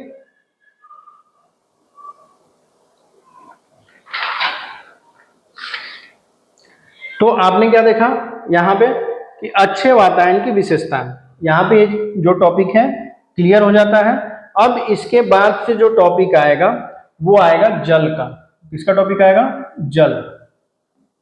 जल इंपॉर्टेंट है, मोस्ट इंपॉर्टेंट है, इससे प्रश्न बनता ही बनता है, इंपॉर्टेंट है बहुत ज्यादा, ठीक है। प्रश्न बनेगा, और जब 5 नंबर की बात की जा रही है ना, तो जल से जरूर 1 नंबर का प्रश्न तो आपका आना है, आना है, ठीक है। तो जल, जल की बात करें तो आचार्य चरक ने अपनी संहिता के सूत्र स्थान, संहिता के सूत्र स्थान 27, अध्याय क्या है? 27 है, और श्लोक नंबर 196 और 97, 196 और 197। चरक संहिता सूत्र स्थान अध्याय 27, 196 और 97 श्लोक नंबर पे ये उल्लेख करते हैं के अनुसार प्रकार आचार्य चरक अपनी संहिता में जल के प्रकार के बारे में कहते हैं कि जल एक ही प्रकार का है जो इंद्र जल है, और वो इंद्र जल आसमान से सीधे पृथ्वी पर आता है। इंद्र जल को इन्होंने अंतरिक्ष जल भी कहा है। तो क्या कह रहे हैं प्रकार? प्रकार ये कह रहे हैं कि आकाश से गिरता है, आकाश से गिरता, आकाश से गिरता जल इंद्र जल, ठीक है, इंद्र जल। मतलब आचार्य चरक का मानना है कि जल का जो प्रकार है, जल का जो प्रकार है वो आकाश से गिरने वाला एक ही प्रकार का जल है जिसे इंद्र जल कहते हैं, ऐसा आचार्य चरक मान रहे हैं। कि जल एक ही प्रकार का है, वो आसमान से गिरता है, आकाश से गिरता है। जबकि अगर सुश्रुत की बात करें, आचार्य सुश्रुत की, तो आचार्य सुश्रुत ने अपनी संहिता में सूत्र स्थान अध्याय 45 श्लोक नंबर 6 और 7 के अनुसार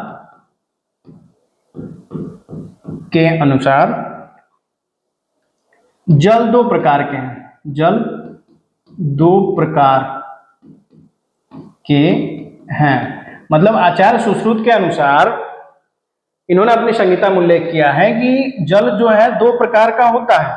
जल कितने प्रकार का होता है? दो प्रकार का होता है। मुख्यतः दो प्रकार के जल के बताते हैं, जिसमें ये कहते हैं ये दो प्रकार जल के जो हैं वो कौन कौन से हैं? एक होता है भौम जल, एक अंतरिक्ष जल। क्या है?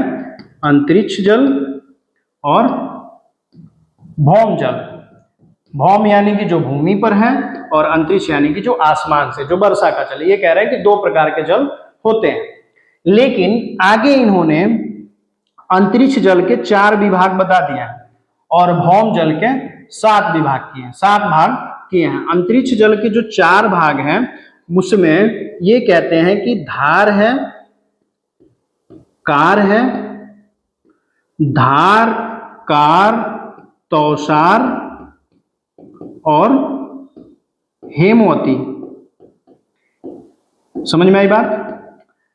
आचार्य सुश्रुत कह रहे हैं जल के मुख्यतः दो प्रकार हैं, एक अंतरिक्ष जल है और एक भौम जल है। और फिर कह रहे हैं अंतरिक्ष जल के 4 प्रकार हैं, धार, कार, तौसार और हेमवती। और भौम जल के 7 प्रकार हैं, जिसमें ये कह रहे हैं कौप, सारस, कौप, सारस, प्रस्त्रवण,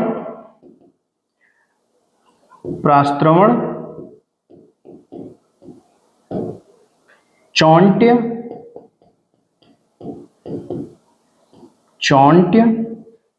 नादेय, तड़ाग और औदभिद। समझ में आई बात? देखिए, जल के मुख्यतः 2 प्रकार, अंतरिक्ष जल, भौम जल। अंतरिक्ष जल के 4 प्रकार, धार, कार, तौसार, हेमवती। भौम जल के 7 प्रकार, कौप, सारस, प्रास्त्रवण, चौंट्य, नादेय, तड़ाग, औदभिद। बात समझ में आई? अब ये जो प्रकार हैं, इसके आधार पे ये धार को 2 भागों में बांट देते हैं। धार को कह रहे हैं 2 प्रकार हैं, गांग और सामुद्र। गांग और सामुद्र। हम शुरू में ही आपको कह दिया, ये वाला हिस्सा जल मोस्ट इंपॉर्टेंट है, प्रश्न बनेगा ही बनेगा। ठीक है, इससे प्रश्न आएगा ही आएगा। ये हो गया गांग और सामुद्र। इसके बाद से जो इंपॉर्टेंट पॉइंट है, इंपॉर्टेंट पॉइंट, ये इंपॉर्टेंट है। कारण ये है कि इसमें बागभट्ट की बात आती है, जिसमें आचार्य सुश्रुत कह रहे हैं कि जल के 7 प्रकार हैं। किसमें? जो भौम जल है उनके 7 प्रकार हैं, जबकि बागभट्ट भी इसको मान रहे हैं बात को, लेकिन वो एक अतिरिक्त प्रकार 8वां बताते हैं। ठीक है, तो सुश्रुत की तुलना में अगर कहा जाए तो बागभट्ट भी उतने ही प्रकार बता रहे हैं, लेकिन भौम जल में ये 8 प्रकार बता रहे हैं। ठीक है, उस चीज को हम यहाँ पे नोट करा रहे हैं, उसको नोट कर लीजिएगा। क्या? बागभट्ट ने सुश्रुत के अनुसार जल का वर्गीकरण दिया है। सुश्रुत के अनुसार जल का वर्गीकरण दिया है, परंतु या किंतु भौम जल के 7 के अतिरिक्त 7 के अतिरिक्त, यानी कि ये 7वां तो मानते हैं कि 7 प्रकार होते हैं, लेकिन एक 8वां प्रकार भी बता देते हैं। 8वां प्रकार क्या कह रहे हैं? वापी जल। क्या कह रहे हैं? वापी जल। वापी जल, जिसे सुश्रुत क्या कहे हैं, जिसे सुश्रुत कूप जल, सुश्रुत क्या कहे हैं, कूप का जल, ठीक है। कूप या इन्होंने कौप कहा है, क्या कहा है, कौप, कौप जल। तो ये चीज दिमाग में रखिएगा, बागभट्ट आचार्य सुश्रुत के सातों विभाग जो है भौम जल के उसको मानते हैं, लेकिन ये 8वां विभाग एक कहते हैं कि वापी जल होता है, और वापी जल जिसे सुश्रुत वापी न कह करके इन्होंने कौप कहा है, ठीक है। तो एक एक्स्ट्रा बागभट्ट का विभाग है जल का, ठीक है। अगर आधुनिक में जल का वर्गीकरण करें, जल का वर्गीकरण तो कौन कौन से जल हैं आधुनिक में, तो 3 भाग हैं, एक है वर्षा का जल, एक क्या है सतह का जल, और एक है भूमिगत जल, भूमिगत। ये आधुनिक में है। वर्षा के जल का एक ही रूप है, सतह के जल के कई रूप हैं, चाहे वो तालाब हो गया, नदी हो गया, समुद्र हो गया, झील हो गया, झरना हो गया, या अन्य चीजें हो गई जो जमीन के ऊपर पाए जा रहे हैं। भूमिगत जल जो जमीन के नीचे से आ रहे हैं, चाहे वो कुएं का जल हो गया या हैंडपंप से जो जल निकल रहा है या ट्यूबवेल से जो जल निकल रहा है आदि, यानी भूमि से जो आ रहा है, भूमि से जिस भी माध्यम से हम निकाल रहे हैं वो भूमिगत जल है, ठीक है। सतह के ऊपर जो पाया जा रहा है जल, चाहे रूप कोई भी हो, वो सतही जल हो गया। ये आधुनिक में ये वर्गीकरण है। समझ में आई बात, रिवीजन कर लीजिए। क्या कह रहा है, सुश्रुत कह रहे हैं, आचार्य चरक कह रहे हैं कि जल एक प्रकार का इंद्र जल है। सुश्रुत कह रहे हैं कि जल 2 प्रकार के हैं, जिसमें अंतरिक्ष और भौम जल है। वो इंद्र जल यानी कि अंतरिक्ष जल बता रहे हैं। इंद्र को, अंतरिक्ष को 4 भाग में ये बांटते हैं, धारकार, तौसार, हेमवती, और धार को 2 भाग में, गांग और सामुद्र। भौम को ये 7 प्रकार में बांटते हैं, कौप, सारस, प्रास्त्रावण, चौटिक, दांदेय, तड़ाग और औदबित। जबकि बागभट्ट इन 7 को मानते हैं, लेकिन ये एक और अन्य भाग बता रहे हैं जल का, जिसको वो वापी कहते हैं, और वापी को ये सुश्रुत क्या कह रहे हैं, कौप कह रहे हैं, यानी कि कूप का जल कह रहे हैं, ठीक है। यही भिन्नता है बस। आगे अगर देखा जाए तो गुण की बात आती है, जल के गुणों की बात। गुण, अगर सभी जल के गुणों की बात करें तो सबसे पहले आचार्य चरक ने अपनी संहिता के सूत्र स्थान, चरक संहिता के सूत्र स्थान अध्याय 27 और श्लोक नंबर 198 में उल्लेख किया है कि सबसे पहला जल जो ये मानते हैं, इंद्र जल या अंतरिक्ष जल, इंद्र जल या अंतरिक्ष जल, इसको क्या कहते हैं, यह दिव्य जल है। क्या है, दिव्य जल। अगर एग्जाम में दिव्य जल पूछा जाए, अंतरिक्ष जल पूछा जाए, इंद्र जल पूछा जाए, तो ये सब एक दूसरे के पर्याय हैं, सब एक ही हैं, ठीक है। इसके 6 गुण हैं, 6 गुण हैं। कौन कौन से गुण हैं, यह शीतल होता है, पवित्र होता है, कल्याणकारी होता है। कैसा होता है, कल्याणकारी होता है, स्वादिष्ट होता है, स्वादिष्ट होता है, लघु होता है, ठीक है, और स्वच्छ होता है। ऐसे 6 गुण बताए हैं आचार्य चरक ने, जो दिव्य जल है या अंतरिक्ष या इंद्र जल है, इसके इतने गुण बताए गए। सुश्रुत क्या कहते हैं, सुश्रुत अपनी संहिता में, अपनी संहिता के सूत्र स्थान अध्याय 45 और श्लोक नंबर 3 में क्या उल्लेख करते हैं, वो क्या उल्लेख करते हैं, वो कहते हैं कि अंतरिक्ष जल, अंतरिक्ष जल कैसा होता है, ये अव्यक्त रस वाला होता है। कैसा होता है, अव्यक्त रस वाला, अव्यक्त रस वाला, अमृत के समान गुणकारी, अमृत के समान गुणकारी और तृप्तिकारक, तृप्तिकारक जो तृप्ति पहुंचाए, जीवनी है,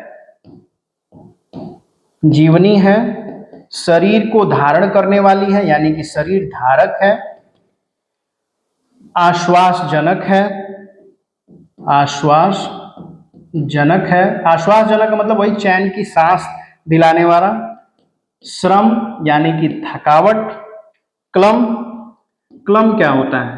क्लम होता है बिना अधिक परिश्रम के थकावट अपने आप हो जाती है, बिना अधिक परिश्रम के थकावट, थकावट, ठीक है। अगर बिना परिश्रम के थकावट हो तो वो क्या है? क्लम कहलाएगा। क्या कहलाएगा? क्लम।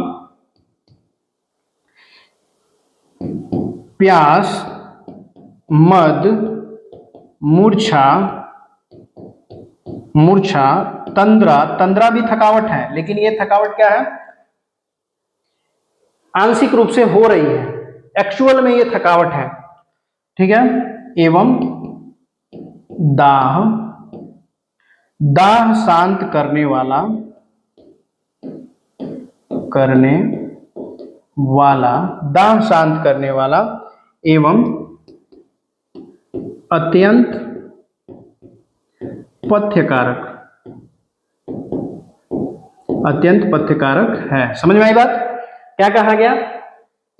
आचार्य सुश्रुत क्या मानते हैं कि अंतरिक्ष जल अव्यक्त रस वाला, यानी कि ऐसा स्वाद जो कि महसूस ना हो। तो जो शुद्ध जल होता है उसका स्वाद यही होता है, उसके रस की अभिभूति नहीं होती है, रस पता नहीं चलता है। यह अमृत के समान अच्छा गुण वाला होता है, तृप्तिकारक होता है, पीने के बाद से प्यास बुझ जाती है, तृप्ति होती है, जीवनीय जीवन देने वाला होता है, शरीर को धारण करने वाला होता है, आश्वासजनक होता है, मतलब कि सांसों को शांति प्रदान करने वाला होता है, श्रम यानी कि थकावट को शांत करने वाला होता है, क्लम बिना अधिक परिश्रम के जो थकावट उत्पन्न हो रही है, प्यास, मद, मूर्छा, तंद्रा, दाह शांत करने वाला, ये अत्यंत पथ्यकारक है, ठीक है। और ये अंतरिक्ष का जल क्या है? जो कि आसमान से बारिश के रूप में आ रहा है, आसमान से जो बारिश के रूप में आ रहा है, लेकिन जब तक जमीन पे ये स्पर्श नहीं हुआ है तभी तक उसमें ये गुणों की तृप्ति होती है, नहीं तो वो गुणवान नहीं होगा।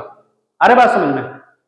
अब इसके बाद से जो जब अभी हमने बताया ना कि जब तक ये बारिश का जल ऊपर है और तब उसे हम संग्रहित करके अच्छे पात्र में लेकर के पी रहे हैं तभी वो गुणकारक है, लेकिन जैसे ही ये भूमि पर स्पर्श हो जाता है, ठीक है, तो आचार्यों का मानना है, आचार्यों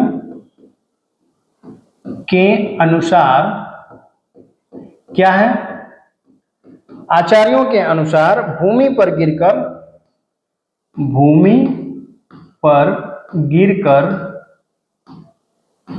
विभिन्न रस में परिवर्तित हो जाते हैं, विभिन्न रस में परिवर्तित हो जाते हैं,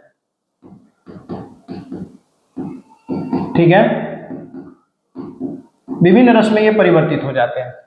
अब देखिए अगर रस की बात करें तो 6 रस हैं, और कौन आचार्य क्या मान रहा है? चरक, और यहाँ पे हम 2 आचार्य चरक और सुश्रुत का उल्लेख कर रहे हैं, ठीक है। रस कौन कौन से हो गए?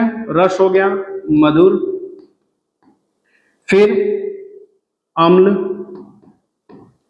लवण, मधुर, अम्ल, लवण, कटु, तिक्त, कषाय, मधुर, अम्ल, लवण, तिक्त, कषाय। अब जिस भूमि पर, जिस प्रकार की भूमि पर जल गिरेगा वैसा आचार्यों का मानना है उस तरह के उसके स्वाद परिवर्तन होते हैं। इधर जो लिखा जाएगा वो चरक के अनुसार और इधर जो लिखा जाएगा वो सुश्रुत के अनुसार है। आचार्य चरक कह रहे हैं यदि काली भूमि, अगर मिट्टी काली है वहां पे अगर जल गिरता है तो उसका रस कैसा हो जाएगा? मधुर हो जाएगा। लेकिन सुश्रुत कह रहे हैं कि अगर लाल भूमि पे अगर गिर रहा है तब मधुर रस होगा, ठीक है। इसीलिए आयुर्वेद में अपवाद है, इसलिए आयुर्वेद में बहुत सारा असमंजस है क्वेश्चन पे। आप कह रहे हो ना कि मॉक क्वेश्चन में ऐसे हो जाएगा वैसे हो जाएगा, यहां से ही अपवाद शुरू होता है, क्योंकि कोई आचार्य कुछ और कह रहा है, कोई आचार्य कुछ और कह रहा है, इसलिए जब तक प्रश्न सटीक न पूछा जाए तो उत्तर आप देंगे तो वो गलत ही होगा, ठीक है। देखिए यहाँ पे आचार्य चरक कह रहे हैं कि काली मिट्टी पे बारिश का जल गिरेगा तो मधुर स्वाद में हो जाएगा, जबकि आचार्य सुश्रुत कह रहे हैं कि लाल मिट्टी पे गिरेगा तब जाकर के मधुर रस में होगा। अम्ल रस का उल्लेख ये जो है नहीं करते हैं, चरक नहीं कहते हैं, अम्ल रस का वो उल्लेख नहीं करते हैं, जबकि सुश्रुत कहते हैं कि कपिल, कपिल भूमि पर, कपिल यानी कि अगर भूरी मिट्टी है, भूरा अगर मिट्टी है, वहां पे अगर जल गिरता है बारिश का तो वो अम्ल रस में परिवर्तित हो जाता है। किसमें? अम्ल रस में परिवर्तित हो जाता है। लवण रस की बात चरक कहते हैं, ये कहते हैं कि अगर कपिल भूमि है यानी कि वही भूरी भूमि जो क्षार युक्त है, क्षार युक्त और ऊसर है, ऊसर यानी कि अनुपजाऊ है, बंजर भूमि है, और कपिल वर्ण है यानी कि भूरी भूमि है और उसमें क्षार है, ऊसर है, तो वो उसका स्वाद कैसा हो जाएगा? लवण यानी कि खारे रंग का वो जल हो जाएगा। और ये कह रहे हैं अगर पांडु रंग की भूमि है, पांडु है यानी कि पित्त श्वेत है, पित्त श्वेत, पित्त श्वेत का मतलब क्या हुआ? जिसको हम हल्का पीला कह सकते हैं, हल्का पीला, हल्के पीले वर्ण की अगर भूमि है तो वहां पे अगर जल गिरता है तो वो लवण रस में परिवर्तित हो जाता है, ऐसा सुश्रुत कह रहे हैं। अगर कटु रस की बात करें तो आचार्य चरक कह रहे हैं कि पर्वतीय, जो भी पर्वतीय क्षेत्रों पे वर्षा का जल गिरता है वो कटु रस होता है। कैसा होता है? कटु रस होता है। वहीं ये कह रहे हैं अगर नील भूमि पर अगर वर्षा का जल गिर रहा है तो वो कटु रस होता है, ऐसा सुश्रुत मान रहे हैं। अगर तिक्त रस की बात करें तो आचार्य चरक कह रहे हैं कि पांडुर, पांडुर यानी कि वही पित्त श्वेत रंग का, पित्त श्वेत रंग की भूमि पर अगर जल गिर रहा है तो ये तिक्त हो जाता है, जबकि आचार्य चरक कह रहे हैं कि नहीं, अगर पित्त भूमि पर गिर रहा है यानी कि पीला, पीली भूमि पर अगर वर्षा का जल गिर रहा है तो वो तिक्त रस होगा। जबकि कषाय रस की बात करें तो अगर श्वेत भूमि पर गिर रहा है तो चरक कह रहे हैं कि अगर श्वेत भूमि पर अगर बारिश का जल गिरा तो कषाय रस होता है, जबकि आचार्य सुश्रुत कह रहे हैं यहाँ पे दोनों का मत सेम है कि श्वेत पर गिरेगा तो वो कैसा होगा? वो कषाय रस ही होगा। ठीक है, तो याद रखना है आचार्यों के अनुसार भूमि पर वर्षा का जल गिरने पर इनके रसों में परिवर्तन हो जाता है, जिस तरह का रस होगा उस तरह की स्वाद उस जल से प्रतीति होगी। आ रहा समझ में? तो इसको इसी तरीके से आपको कवर करना है। अब अंतरिक्ष जल का जो विभाग है उसमें आप अगर देखें तो सबसे पहला जो विभाग था वो क्या था? धार। धार जल ये क्या है? धार जल क्या है? तो धार क्या है? जो जल वर्षा जल वर्षा रूप में बरसता है। अब देखिए अंतरिक्ष जल जो डायरेक्ट वर्षा रूप में बरस रहा है लेकिन जमीन पे नहीं आया है, जमीन पे नहीं आया है तो उसे अंतरिक्ष या ऐन्द्र जल कहा गया। लेकिन जैसे ही भूमि पर वो गिरता है और जल वर्षा रूप में बरसता है, जब जल वर्षा रूप में बरस रहा है और भूमि पर बह रहा है, भूमि पर बह रहा है तो वही क्या है? धार, यानी कि धारा में बह रहा है, जमीन पे स्पर्श हो गया तो वो क्या है? धार जल है। क्या है? धार जल। और इसका गुण कैसा होता है? इसका गुण होता है यह प्रधान जल है। क्या है? प्रधान है और लघु है। कैसा है? लघु मतलब कि सुपाच्य है। ठीक है, और इसी धार में दो विभाग हुए हैं, गांग और सामुद्र, गांग और सामुद्र। अब गांग जल क्या है? गांग जल यानी कि अश्विन मास में जो जल बरसता है, अश्विन मास में बरसता जल, या हम ये कह सकते हैं कि जब बारिश हो गई और वो जल बरस के नदियों में चला गया, वो जल क्या है? गांग जल है। लेकिन यहां पे ये नोट करना है कि जो बारिश अश्विन मास में हो रही है उसका जो जल है वही गांग जल है। तो अश्विन मास यानी कि कौन सा समय? सितंबर अंत से अक्टूबर मध्य तक का जो समय है वही अश्विन माह का समय है। यानी कि इस समय अगर वर्षा होती है तो वो वर्षा का जल गांग जल होगा। समुद्र जल क्या है? समुद्र जल कैसा होता है? ये पीने योग्य नहीं होता है, पीने योग्य नहीं है, क्योंकि इसमें क्या होता है, बहुत सारा लवण होता है, लवण रस युक्त है, लवण रस युक्त, और इससे वर्धन क्या होता है, त्रिदोष वर्धन, त्रिदोष वर्धन, तीनों दोष को ये बढ़ाने वाला होता है। ठीक है, लेकिन आचार्यों का मानना ये है कि किंतु अश्विन मास में इसे पिया जा सकता है। ठीक है, अश्विन मास में इसे पिया जा सकता है, ऐसा आचार्य मानते हैं। क्यों?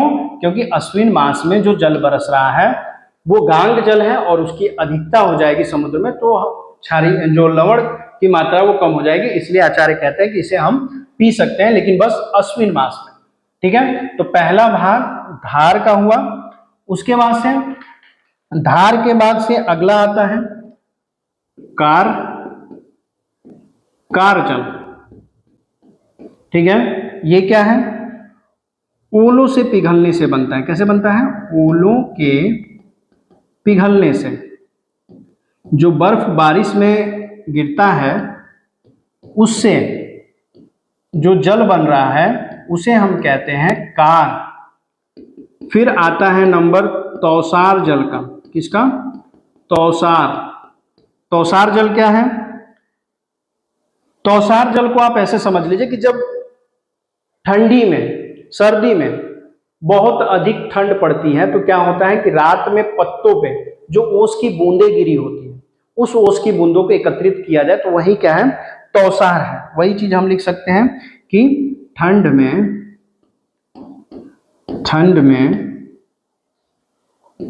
ओस, ठंड में ओस की बूंदों, ओस की बूंदों को रात्रि में पौधों की पत्तियों से एकत्र किया हुआ। ठीक है, अगर पौधों की पत्तियों पे जो ठंड में ओस की बूंदें एकत्रित हो रही है तो उसे हम क्या कहते हैं, तौसार जल कहते हैं। फिर है हेमवती। क्या है? हेमवती। हेमवती का मतलब क्या है? बर्फ के पिघलने से जो जल बनता है, बर्फ के पिघलने से जो जल बन रहा है वो क्या है, हेमवती जल है। ऐसा समझ में? तो जो अंतरिक्ष जल में जो विभाग थे वो आपको यहाँ पे बताए गए, जिसमें अलग अलग विभाग थे। धार में 2 विभाग, गांग और समुद्र, और उसमें फिर आपने देखा है कार, तौसार और हेमवती। अब इसके बाद से जो इंपॉर्टेंट टर्म आ रहा है वो क्या है, भौम जल। यानी कि जो जल भूमि पर आ चुका है, भौम जल जो भूमि पर ही है, बारिश का है और फिर एकत्रित हो गया, उसमें कई पार्ट हैं, जिसमें सबसे पहला अगर आचार्य सुश्रुत के अनुसार देखा जाए तो कौप जल। क्या है? कौप जल। तो कौप यानी कि कुएं का जल हम कह सकते हैं। ये कैसा होता है? क्षार युक्त, इसमें क्षार होता है। इसके अतिरिक्त पित्तवर्धक,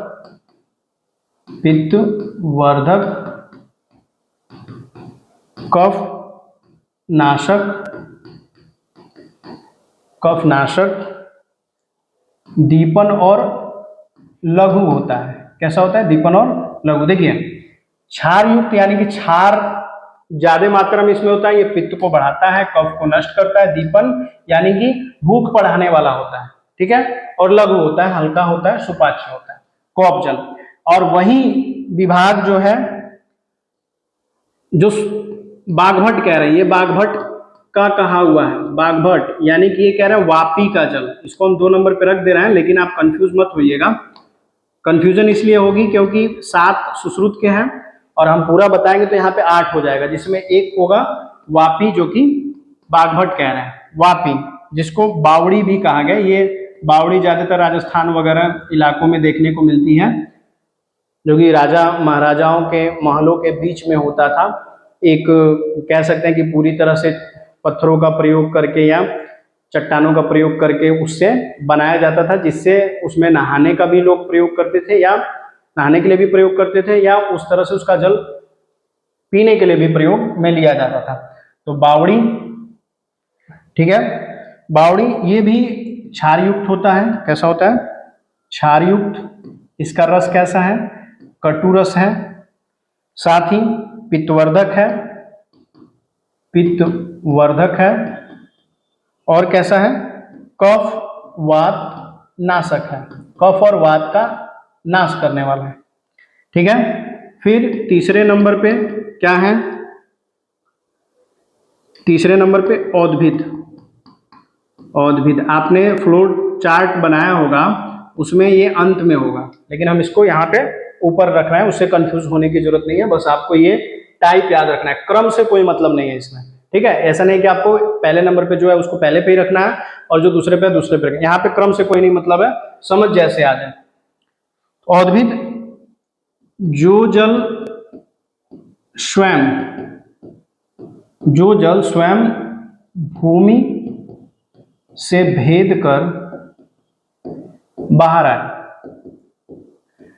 ठीक है, जहां पे जल की प्रचुरता होती है, कभी कभी ऐसा होता है कि भूमि से अपने आप स्वतः ही जल बाहर आ जाता है, उसी जल को आचार्यों ने औद्भिद कहा। तो उस समय प्राचीन समय में ऐसा हर जगह हर क्षेत्र से होता होगा, लेकिन अब क्या है, वाटर टेबल डिसबैलेंस हो गया, पानी का स्तर नीचे चला गया है, तो ये चीजें नहीं होती है। तो औद्भिद जल इस समय देखने को भी नहीं मिलेगा, कई कई जगहों पे बरसात के समय में देखने को मिल जाता है। तो यही जो भूमि से स्वतः भेद करके बाहर आता है, इसका गुण कैसा होता है? ये मधुर रस होता है, अविदाही होता है, मतलब कि दाह उत्पन्न नहीं करता है, और कैसा होता है? पित्त शामक होता है, पित्त को शांत करने वाला होता है। ठीक है, इसके अतिरिक्त औद्भिद के बाद प्रास्त्रावण, प्रास्त्रावण, प्रास्त्रावण इसको हम झरना कह सकते हैं। झरना सामान्य शब्द में अगर कहेंगे तो प्रास्त्रावण ये झरना है, जो कैसा होता है? पर्वत आदि पर पिघलती बर्फ से ये बनता है। मतलब पर्वतों पे जब बर्फ पिघलती है तो झरने के रूप में ये पहाड़ों से होकर के नीचे की ओर गिरता है, इसलिए इसको हम झरना या प्रास्त्रवण कहते हैं। ये कैसा होता है? ये कफनाशक होता है। कैसा होता है? कफ नाशक, कफ को शांत करने वाला होता है। ठीक है, दीपन है, हृदय है। हृदय का मतलब हृदय को शांत या हृदय प्रिय कह सकते हैं। लघु, लघु होता है। ठीक है, हृदय को बल प्रदान करने वाला भी कह सकते हैं, या हृदय को प्रिय कह सकते हैं। आ रहा समझ में? फिर प्रास्त्रावण के बाद है चौंट्य। चौंट्य जिसे हम क्या कह सकते हैं? चट्टानों से निकला हुआ जल, या इसको कैनाल भी कह सकते हैं, कैनाल या नहर भी कह सकते हैं। लेकिन ये नहर जो है ये भिन्न है। ये क्या होता है? दो शिलाओं के बीच में जगह बन जाती है, चट्टानों के बीच में पतली जगह बन जाती है, उससे होकर के जो जल निकल रहा है उसे हम चौंटे का जल कह रहे हैं। ठीक है, तो हम क्या कहेंगे? स्वयं से टूटी हुई शिलाओं से निकला, स्वयं से टूटी हुई शिलाओं से निकला हुआ जो जल है ये कैसा होता है? नील कमल वर्ण, नील कमल वर्ण, और घास से होकर के, पौधों से होकर के गुजरता है। तो ये कैसा होता है? अग्निवर्धक होता है, अग्नि को बढ़ाता है, यानी कि इसको प्रयोग में लिया जाए तो इससे भूख बढ़ती है। ये रुक्ष होता है, शरीर में जाएगा तो रुक्षता उत्पन्न करेगा। मधुर भी होता है। अब जब रुक्ष है, अग्निवर्धक है, तो कफ नाशक तो होगा ही होगा, कफ नाशक है। ठीक है, कफ का शमन करने वाला है। इसके बाद से अगला आता है नादेय, यानी कि नदी का जल। नादेय यानी कि नदी का जल। ये कैसा होता है? वात कारक होता है। वात कारक, वात को बढ़ा सकता है। रुक्ष है, रुक्ष है, अग्नि दीपक है। अग्नि दीपन मतलब कि अग्नि को तीव्र करता है। इसके अतिरिक्त लघु भी है, हल्का है, और लेखन, दोषों का लेखन भी करने वाला ये होता है। तो 5 प्रकार के जल हो गए। ठीक है, इसके बाद से छठवां सारस का जल। सारस को झील कहते हैं। सारस को झील, ये क्या होता है? प्राकृतिक रूप से बनता है। प्राकृतिक रूप से, इसे किसी मनुष्य द्वारा नहीं बनाया जाता है। तो प्राकृतिक रूप से अगर बना है तो वो सारस है, यानी कि झील है। ठीक है, ये क्या करता है? तृष्णा को शांत करता है। ये भी मतलब प्यास बुझाता है, तृष्णा को शांत करने वाला, तृष्णा शांत करने वाला। साथ ही बलकारक है, बल कारक, और कषाय और मधुर रस युक्त होता है। कषाय मधुर रस युक्त है और लघु होता है। ठीक है, समझ में आया? उसके बाद से 7वां जो है वो है तड़ाग का जल। तड़ाग यानी कि जिसको हम तालाब कह सकते हैं। तालाब, ये क्या है? अप्राकृतिक है। अप्राकृतिक यानी कि ये मानव द्वारा निर्मित किया हुआ है, जिसमें मानव अपने प्रयोग के लिए जल एकत्रित करता है। वर्षा का जल, ठीक है, एकत्रित करने के लिए बनाता है। तो ये क्या है? वातकारक है। वातकारक, मधुर और कषाय रस युक्त होता है। मधुर कषाय रस युक्त होता है। पहले के समय में लोग इस जल को भी पीते थे। आ रहा समझ में? तो ये 7 प्रकार यहाँ पे एक बार फिर से देख लेते हैं। 7 प्रकार, पहला कौप है, दूसरा वापी, तीसरा उद्भिद, चौथा प्रस्त्रवण, 5वां चौंट, ये 6वां होगा। ठीक है, ये बागभट्ट का आ गया इसमें, तो ये 8 हो गए। 6वां नादेय हो गया, और 7वां ये हो गया, और ये हो गया 8वां। ठीक है, तो ये 8 जल के प्रकार आपको यहाँ पे बताए गए। इसके बाद से जो अन्य भी जल के प्रकार है, अन्य जल के प्रकार, ये भी कभी कभी पूछा जाता है, उतना इंपॉर्टेंट नहीं है लेकिन नोट कर लीजिएगा। जिसमें अन्य जल में आता है वैकीर जल। वैकीर जल, वैकीर जल, वैकीर जल क्या है? बालू और मिट्टी से निकला हुआ जल। बालू और मिट्टी से जो जल निकलता है वो क्या है? वैकीर जल है। बालू और मिट्टी से निकला हुआ जल क्या है?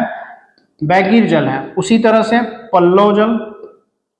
पल्लव यानी कि पत्तों से एकत्र जल। पत्तों से एकत्र जो जल है वो पल्लव जल होता है। ये क्या होता है? दोषों को बढ़ाने वाला होता है। कैसा होता है? दोषों को बढ़ाने वाला।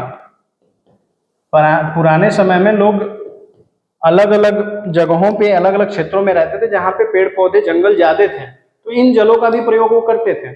इस हिसाब से आचार्यों ने इसे बताया है। और अगर वैकीर जल की बात करें तो ये कैसा होता है? कटु होता है, और ये क्षार युक्त होता है। कटु है, क्षार युक्त है, कफनाशक है, और लघु और दीपन है। लघु दीपन भी है। ठीक है, कई बार बताया जा चुका है, तो इसलिए बार बार बताने की जरूरत नहीं कि दीपन क्या है, लघु क्या है, कफनाशक क्या है। आप उस तरह से उसको कंप्लीट कर लीजिएगा। तीसरा अगर देखा जाए तो कैदार जल है। कैदार, कैदार जल को हम कह सकते हैं खेत में ठहरा हुआ जल। खेत में ठहरा जल, अगर खेत में ठहरा हुआ जल है तो वो कैदार जल है।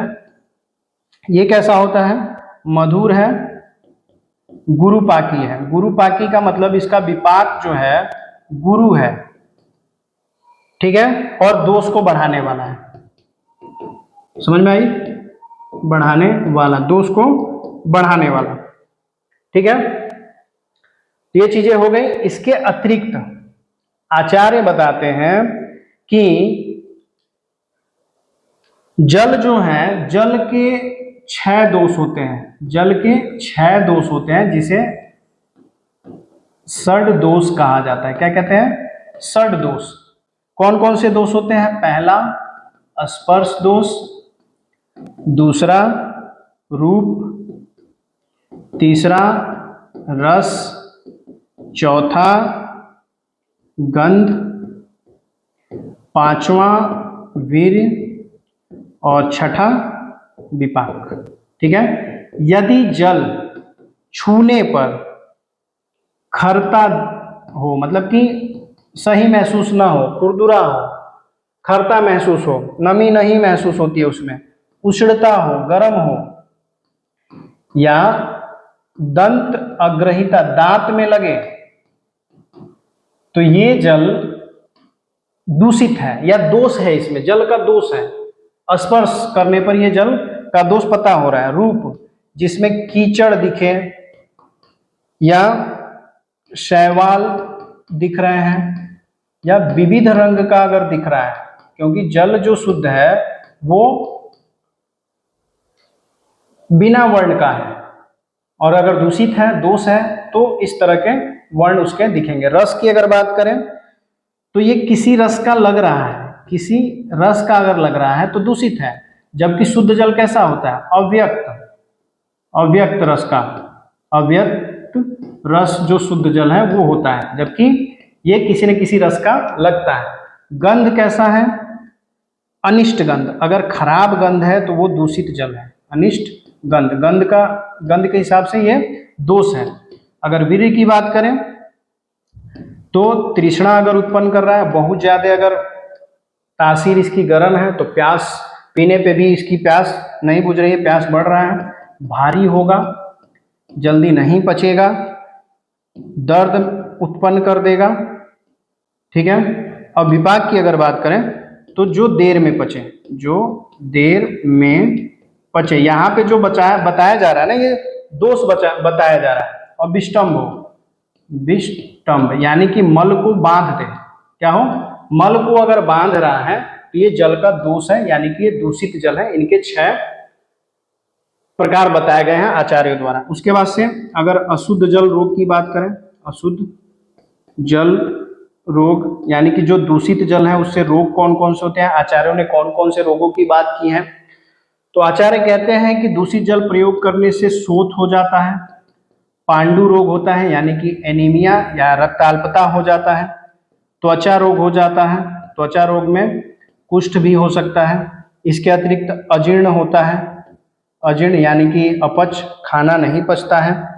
श्वास भी हो जाता है, श्वास रोग, अस्थमा जिसको हम कह सकते हैं। प्रतिशय आपको बताया ही गया है, प्रतिशय नासागत रोग है।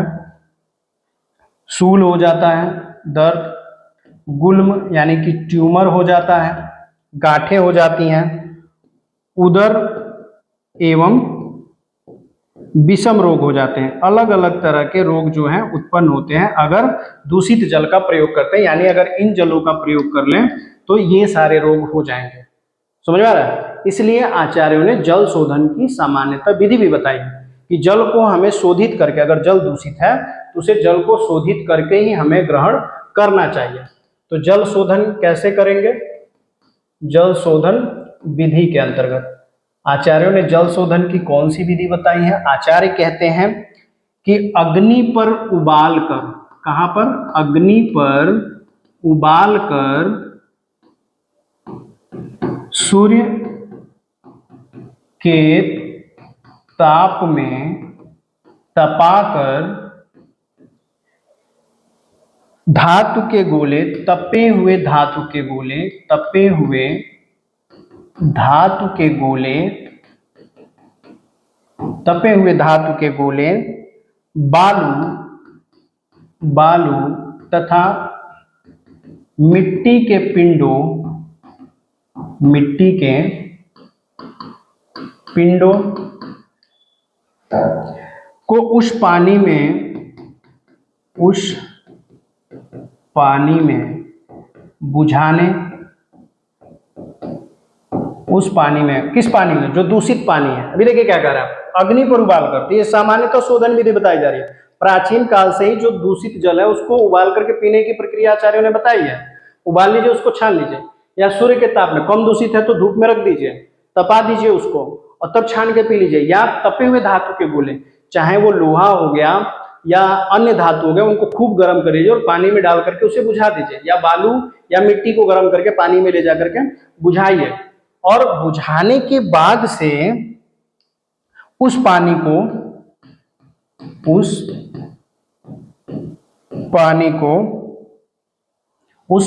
का प्रसादन हो जाता है, उस पानी का प्रसादन हो जाता है,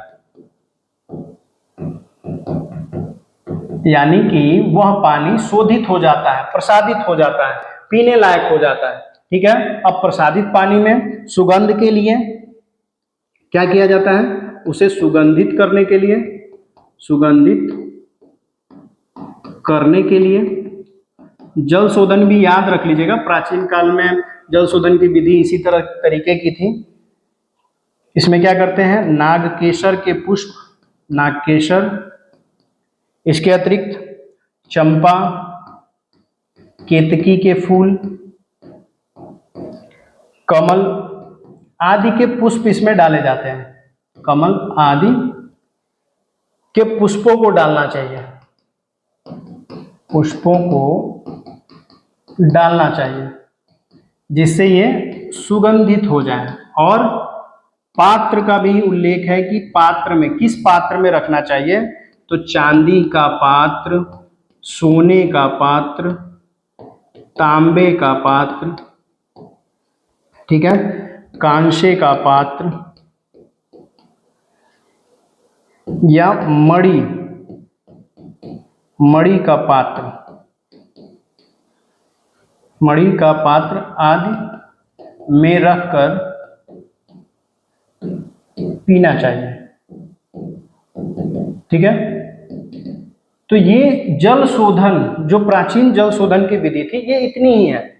इसे जल को शोधित करके हमें इस तरीके से सुगंधित द्रव्य मिला करके उसे इन सब पात्रों में रख करके पीना चाहिए, जिससे हमें जल जनित जो विशुद्धियां हैं उससे हमें रोग नहीं होगा, क्योंकि दूषित जल को हम शोधित कर चुके हैं।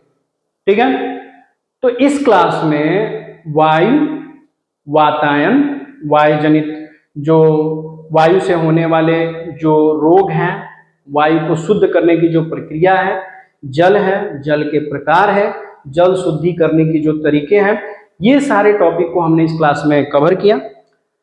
इस क्लास के साथ ही इस क्लास का नोट्स भी आपको दिया जाएगा, थोड़ा डिटेल में नोट्स दिया जा रहा है, ताकि कुछ पॉइंट्स अगर यहाँ पे छूट जा रहा है तो आप वहां से भी कवर कर सकते हो। साथ ही साथ इस क्लास के साथ आपको जिस तरह से रेगुलर मॉक क्वेश्चन की सीरीज दी जा रही है, टाइप करके टॉपिक बेस्ड जो मॉक क्वेश्चन दिए जा रहे हैं, इस सीरीज से भी, इस क्लास से भी आपको मैक्सिमम 200 मॉक क्वेश्चन आपको टॉपिक बेस्ड दिए जाएंगे, जो कि क्लास के साथ ही आपको कुछ समय बाद आपके कोर्स में दिखेगा। मिलते हैं अगली क्लास में नेक्स्ट टॉपिक के साथ, तब तक के लिए धन्यवाद।